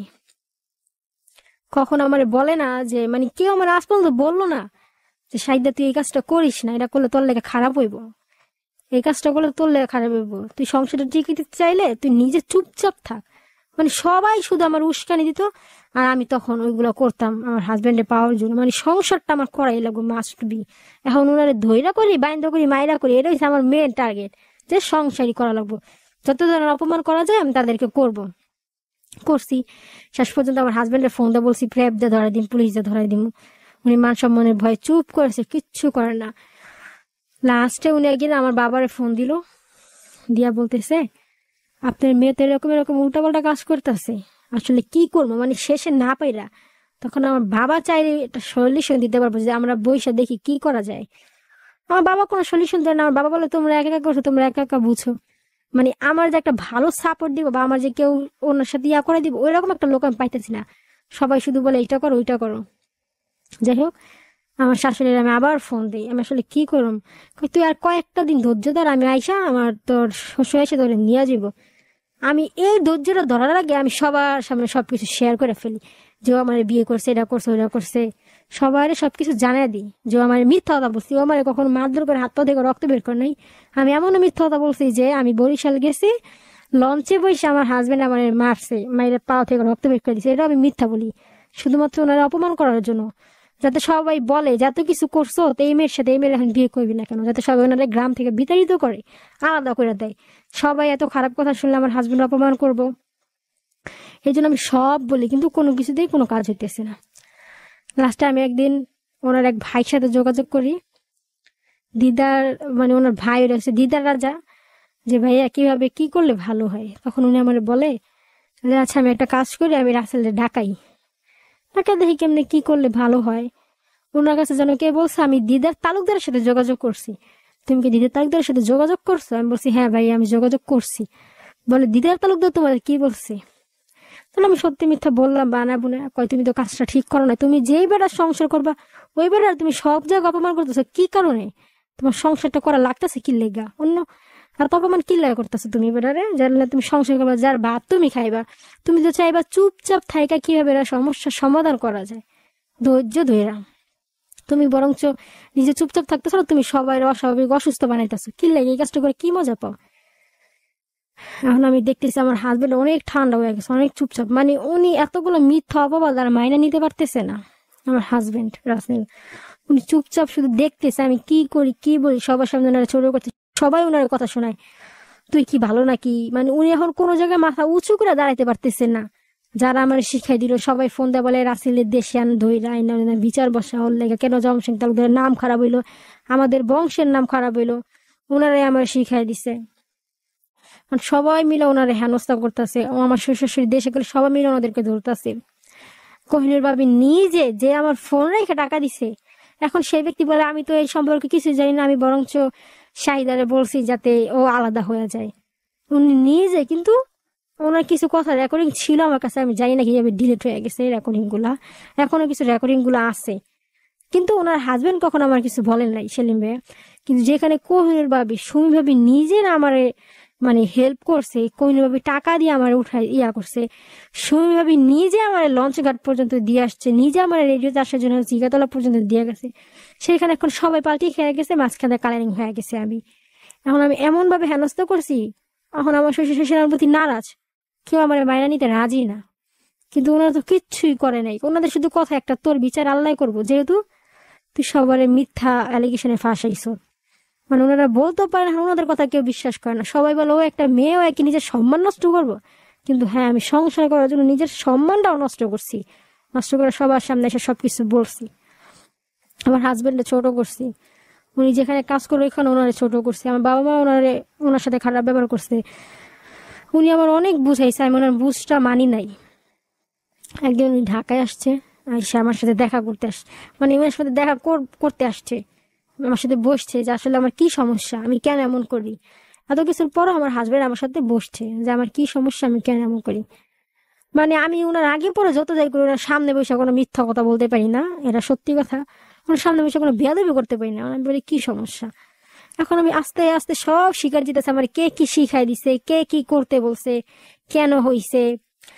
বলে এখন আমার হাজবেন্ড আমার জিজ্ঞেস করতেছে যে আমার মা কিন্তু ওর কাছে কখনো টাকা চাইছে? আমি বলি না। কই তুই কেন মানুষের কাছে বলছো তো আমার মা তোর কাছে 7 লাখ টাকা চাইছে? আমি কার কাছে? তখন কেমন একটা নাম বললো, কবিরের মা, ওর কাছে নাকি তুই বলছো যে আমার মা তোর কাছে? আমি বলি যে না। তুই প্রমাণ করতে পারবি? হ্যাঁ আমি প্রমাণ করতে পারলাম, কিন্তু আসলে আমার শাশুড়ি আমার কাছে 7 লাখ টাকা চাই নাই, এটা আমি বারবার বলতেছি। কারণ সমাজের লোক এমন, কারো একটা ভুল পাইলে সেটা না উইঠা পইরা লাগে কিভাবে তিল থেকে তাল করা যায়, আর কেউ যদি সৎ থাকে ভালো থাকে তার কিভাবে দাবানো যায়, এরা সবাই চায়। এখন আমার শ্বশুর শাশুড়ি গ্রামে যাইতেই পারতেছে না, টিকতেই পারতেছে না, সবাই তারা ঠাইসা ধরছে, ছেলে ভালো না, ছেলে খারাপ, ছেলে এরা করছে, ছেলে ওইটা করছে। কিন্তু কেউ আর এরা বুঝে না যে আমি শুধুমাত্র তারে ভালোবাসি বিদায়, মানে ওনারে যে কোনো মূল্যে ওনারা সংসার করার জন্য আমি মিথ্যা কথা বলে ওনার সাথে বলছি, বানায় বলছি, ওনারে সব ধরনের হেনস্থা করছি। তারপরে লাস্টে কি হইল? আদৌ কি সংসারটা করতে পারলাম? যে শাশুড়ি আমারে বলছে তুই 6টা মাস ওয়েট কর, সেই ওয়েটটাও করতে পারলাম না। হয়তো বা অপেক্ষাটা করলে আমার এতদিনে সংসারটা হইতো। মানুষের কথা শুনে আমি আমার সংসারটাও নষ্ট করলাম। মানে মানুষ যে কিভাবে একজনের সংসারে সুখ হইলে, বা একটা মানুষ সৎ ব্যক্তির দাবানোর জন্য কিভাবে উইঠা পড়ে তার পিছনে লাগতে পারে, এরা জলজন্ত প্রমাণ হচ্ছে আমি নিজে। সাইরা মানুষের কথা শুই না, এখন পর্যন্ত ভালো নাই। আমি কি আদৌ সংসার করতে পারবো সেটা উপরালাই ভালো জানে। হ্যাঁ, আমি কিছু ভুল করছি, মানুষের পরামর্শ নিছি, আমি বুঝি নাই যে আমার টপ হিসেবে ইউজ করতেছে দিদার তালুকদার, নয়ন তালুকদার, সুমি, কোহিনুর। আমি আসলেই বুঝতে পারিনি। সবার কাছে আমি ক্ষমা চাই, সবার নামগুলো আজকে প্রকাশ্যে আসছে, কিন্তু তাদের জন্য আজকে আমার এখনো সংসার করা হইতেছে না, আমার শ্বশুর শাশুড়ি আমার মাইনা নিতেছে না। তা আমি সবার সামনে বলি, সবার সারা বিশ্বের লোকের সামনে ক্ষমা চাই বলতেছি যে আমার ভুল হয়েছে, আমি অনেক মিথ্যা কথা বলছি, তারা আমার ক্ষমা করে মাইনা নেয় বউ হিসেবে। আমার হাজবেন্ড অনেক ভালো একটা ব্যক্তি, এটা সত্যি কথা, আমি স্বীকার যাই, কিন্তু তারও মানে মাঝের মধ্যে এত খারাপ কথা আমি বলছি মানুষের কাছে, লজ্জায় সে মুখ দেখাইবো কি, আমি নিজেই লজ্জায় মুখ দেখাইতে পারি না। আমার সম্মান আমি এমনভাবে মানুষের কাছে নষ্ট করছি। তারপরও আমি চাই যাতে সংসারটা করতে পারি, এই একটাই কারণ। যেমন আমার হাজবেন্ড কখনো যৌতুক চায় নাই, দিদার তালুকদার আমার অনেক রকম ভাবে ফোর্স করছে যাতে আমি বলি যৌতুক চাইছে, অনেক ফোর্স, যে কোনো মূল্যে আমার সংসার টিকাই দিবে। আমি লোভে পড়ে বলছি যৌতুক চাইছে, কিন্তু আদৌ যৌতুক চায় নাই। যেখানে আমার মা নিজে বলছে আমি টাকা দিব, উনি বলছে যে আমি টাকাটা নিব না, যাতে সারা জীবন মানুষ বলবো শ্বশুর বাড়ি যৌতুক আসছে, উনি চায় নাই। আমার কখনো মারধর করে একটা চর থাপ্পড় সব সংসারই হয়। সেখানে আমি বলছি উনি আমার মারছে, হাঁটু থেকে রক্ত বের করছে, রান কাইটা গেছে, লঞ্চি মারছে। হ্যাঁ, লঞ্চি নিয়ে আমাকে একটা থাপ্পড় দিছে, এটা আমার ভুলের কারণে, সেটা আমি স্বীকার যাই, কিন্তু আমার তেমন মারাত্মক ভাবে মারে নাই। উনি কখনো আমার বলে নাই যদি আমার ডিভোর্স দিই, হয়তো বা রাগের মাথায় বলছে, আমি সেটারই কাজ করছি, সব কথা রেকর্ডিং করছি। যেমন ওনার সাথে আমার তেমন কোনো খারাপ সম্পর্ক ছিল না, হ্যাঁ ঘনিষ্ঠ সম্পর্ক ছিল। এটারে বাড়িওয়ালা টপ হিসেবে ইউজ করছে, ইউজ করে ওনারাও টাকা চাইতেছে, যে ওনারা যাতে কিছু টাকা দিই তাহলে আমার ছাইড়া দিব, আর নাহলে বলবো যে রাসেলের সাথে আমার খারাপ একটা সম্পর্ক ছিল, আমি ওনাদের বাসায় গেছিলাম প্রোডাক্ট আনতে। এটারও মিথ্যাভাবে বানাইছে, বানায় বলছে যে এরকম এরকম ওরা এক রুমে ছিল, কিন্তু উপরওয়ালা ভালো জানে, তাছাড়া কেউ জানে না, কিন্তু এটা স্বাভাবিক, সবাই খারাপ ভাববো। তারপর আমার শাশুড়ির ফোন দিছে, ওই বাড়িওয়ালা ফোন দিয়ে বলছে এরকম, আমার শাশুড়ি বলছে আমি আইসা দেখুম। বাড়িওয়ালারা আমার কাছে মিথ্যা কথা বলছে যে তোমার শাশুড়ি বলছে যত টাকা লাগা তোমার বের করতে, কিন্তু আমি পরে কথা রেকর্ড শুনছি, আমার শাশুড়ি শুধু বলছে যে আমি আইসা দেখুম, মেয়ের যাতে কেউ কিছু না বলে, মেয়ের যাতে সম্মান নষ্ট না হয়, আমাদের যাতে সম্মান নষ্ট না হয়। এটা আমি রেকর্ডিং শুনছি, নিজের কান তো কখনো ভুল শুনে না। কিন্তু ওনারা বলছে তোমার শাশুড়ি বলছে টাকা নিয়ে তোমার তারাই দিতে, কিন্তু এটা তো মিথ্যা কথা। আজকে গল্পগুলো এই জন্যই বলা যে আমি অনেক মিথ্যা কথা বলছি, অনেক ভুল করছি জীবনে। আজও আমি ভালো আছি কি না আদৌ সেটাই হচ্ছে দেখার ব্যাপার। অনেক ধরনের মানুষের কথা শুনছি, অনেকভাবে অপমান করছি, তাদেরকে হেনস্থা করছি, অনেক সম্মান নষ্ট করছি, নিজের ভালোবাসার মানুষটাকে পাওয়ার জন্য তারা সব ধরনের কষ্ট দিছি, সব ধরনের হেনস্থা করছি, তারে অনেক কষ্ট দিছি। আমার শ্বশুর শাশুড়ি যেখানে কিছুই জানতো না আগে পরে, তাদেরকেও আমি ছোট করছি সবার সামনে। আজকে তারা কোথাও যাইতে পারে না শুধুমাত্র তাদের একটা ছেলের একটা ভুলের কারণে। আমি যে ভুলগুলো করছি সব জায়গায় গেলে তাদেরকে কথা শুনতে হয়, ছেলে ভালো না, তুমি ভালো না, ছেলে ভালো, এটা করছে কি লেগা, তোমার ছেলে কেমন যৌতুক চায়, তোমার ছেলে কেমন বউ মানে বউ আনো না কি লেগা। কিন্তু আদৌ তো কেউ সত্যিটা জানে না। আজকে হয়তো বা আজকের পরে সবাই সত্যিটা জানবে, কি হয়েছে, কেন হয়েছে, আমি কেন করছি, আদৌ কি আমি ভালো আছি কিনা, কেন এই কাজগুলো করছি, কেন নিজের জীবনটা নষ্ট করছি, বাবা মার একটা মাত্র মেয়ে, কেন একা একা বিয়ে করছি, কেন বাবা মারে ছেড়ে দিছি, বাবা মা কেন কষ্ট পাইছে, তাদেরও তো একটা অভিশাপ আছে। আমি চাই না কেউ এরকম করে ভুল করুক যাতে বাবা মার নিজের বাবা মার অভিশাপ করাইতে হয়। বাবা মার কি কষ্ট লাগে না? অবশ্যই কষ্ট লাগে আমার জন্য। অলরাইট, সো এখন বর্তমানে আপনার অবস্থান কি, মানে আপনি এবং আপনার হাজবেন্ড দুজন আলাদা আছেন? হ্যাঁ, আলাদাই। সো আপনার এখন ভবিষ্যৎ পরিকল্পনা কি, আপনি কি করতে চাচ্ছেন? আমি চাই আমি সবার সামনে আমার শ্বশুর শাশুড়ির কাছে ক্ষমা চাই যাতে তারা আমার মাইনা নেয়, আচ্ছা, বাকিটা আল্লাহ ভালো জানে। আর আপনার হাজবেন্ড কি বলছে বিষয়ে? ওনার কথা একটা, ওনার বাবা মা যদি মাইনা নেয় উনি মাইনা নিবে, কিন্তু আমি এতগুলো ভুল কেন করলাম। রাইট, তাহলে আপনার মনে হয় যে আপনার জীবনের সবচেয়ে বড় ভুল ছিল যে আপনি আপনার পরিবারের অমতে বিয়ে করেছেন? অমতে বিয়ে করছি, হ্যাঁ। আচ্ছা, একে একে বিয়ে করছি, তাদেরকে না জানাই। এটাই ছিল আপনার জীবনের বড় ভুল। আর পরবর্তীতে যে ভুলগুলো করেছেন সেগুলো হচ্ছে আপনার হাজবেন্ডের সাথে থাকার জন্য বিভিন্ন মিথ্যা কথা বলেছেন। অনেক মিথ্যা, প্রচুর মিথ্যা কথা বলছি। আচ্ছা, তো এখন আপনি বুঝতে পারেন যে আপনি এই ভুলগুলা করেছেন। জি। তা আজকে তো আপনার মতো এরকম অনেকেই শুনতেছে যারা আপনার বয়সী ছিলেন, স্কুলে বা কলেজে পড়তো, তো বা পরে, তো তাদেরকে আপনি কি বলবেন? আমি চাই সবাই যাতে ধৈর্য ধরে, আল্লাহর উপর ভরসা রাখে, যে কি হয় কেউ যাতে মিথ্যা কথা না বলে, আর আশেপাশের লোকের পরামর্শ যাতে কেউ না শুনে। আচ্ছা, আর একটা সিদ্ধান্ত নেওয়ার আগে যাতে 10 বার চিন্তা ভাবনা করে যেটা কি আসলে ঠিক, আর সব যাতে ফ্যামিলিকে জানা করে, ভালো মন্দ যাই করবে। অলরাইট, ঠিক আছে শাহিদা, এখানে আসার জন্য এবং আমাদের সাথে আপনার জীবনের গল্পটা শেয়ার করার জন্য আপনাকে অনেক অনেক ধন্যবাদ। আমরা আশা করব যে আপনার জীবনের সমস্যাগুলো দূর হবে, আপনি আপনার পরিবারের সাথে, আপনার শ্বশুরবাড়ির সাথে আবার একসাথে থাকতে পারবেন, আমরা সে প্রত্যাশা করি। এবং আপনার হাজবেন্ড যদি আমাদের এই অনুষ্ঠান শুনে থাকে, তিনি নিশ্চয়ই হাজবেন্ড হিসেবে তার যে দায়িত্ব, সেই ভূমিকাটা তিনি পালন করবেন, কারণ এইভাবে তো আসলে একটা জীবন চলতে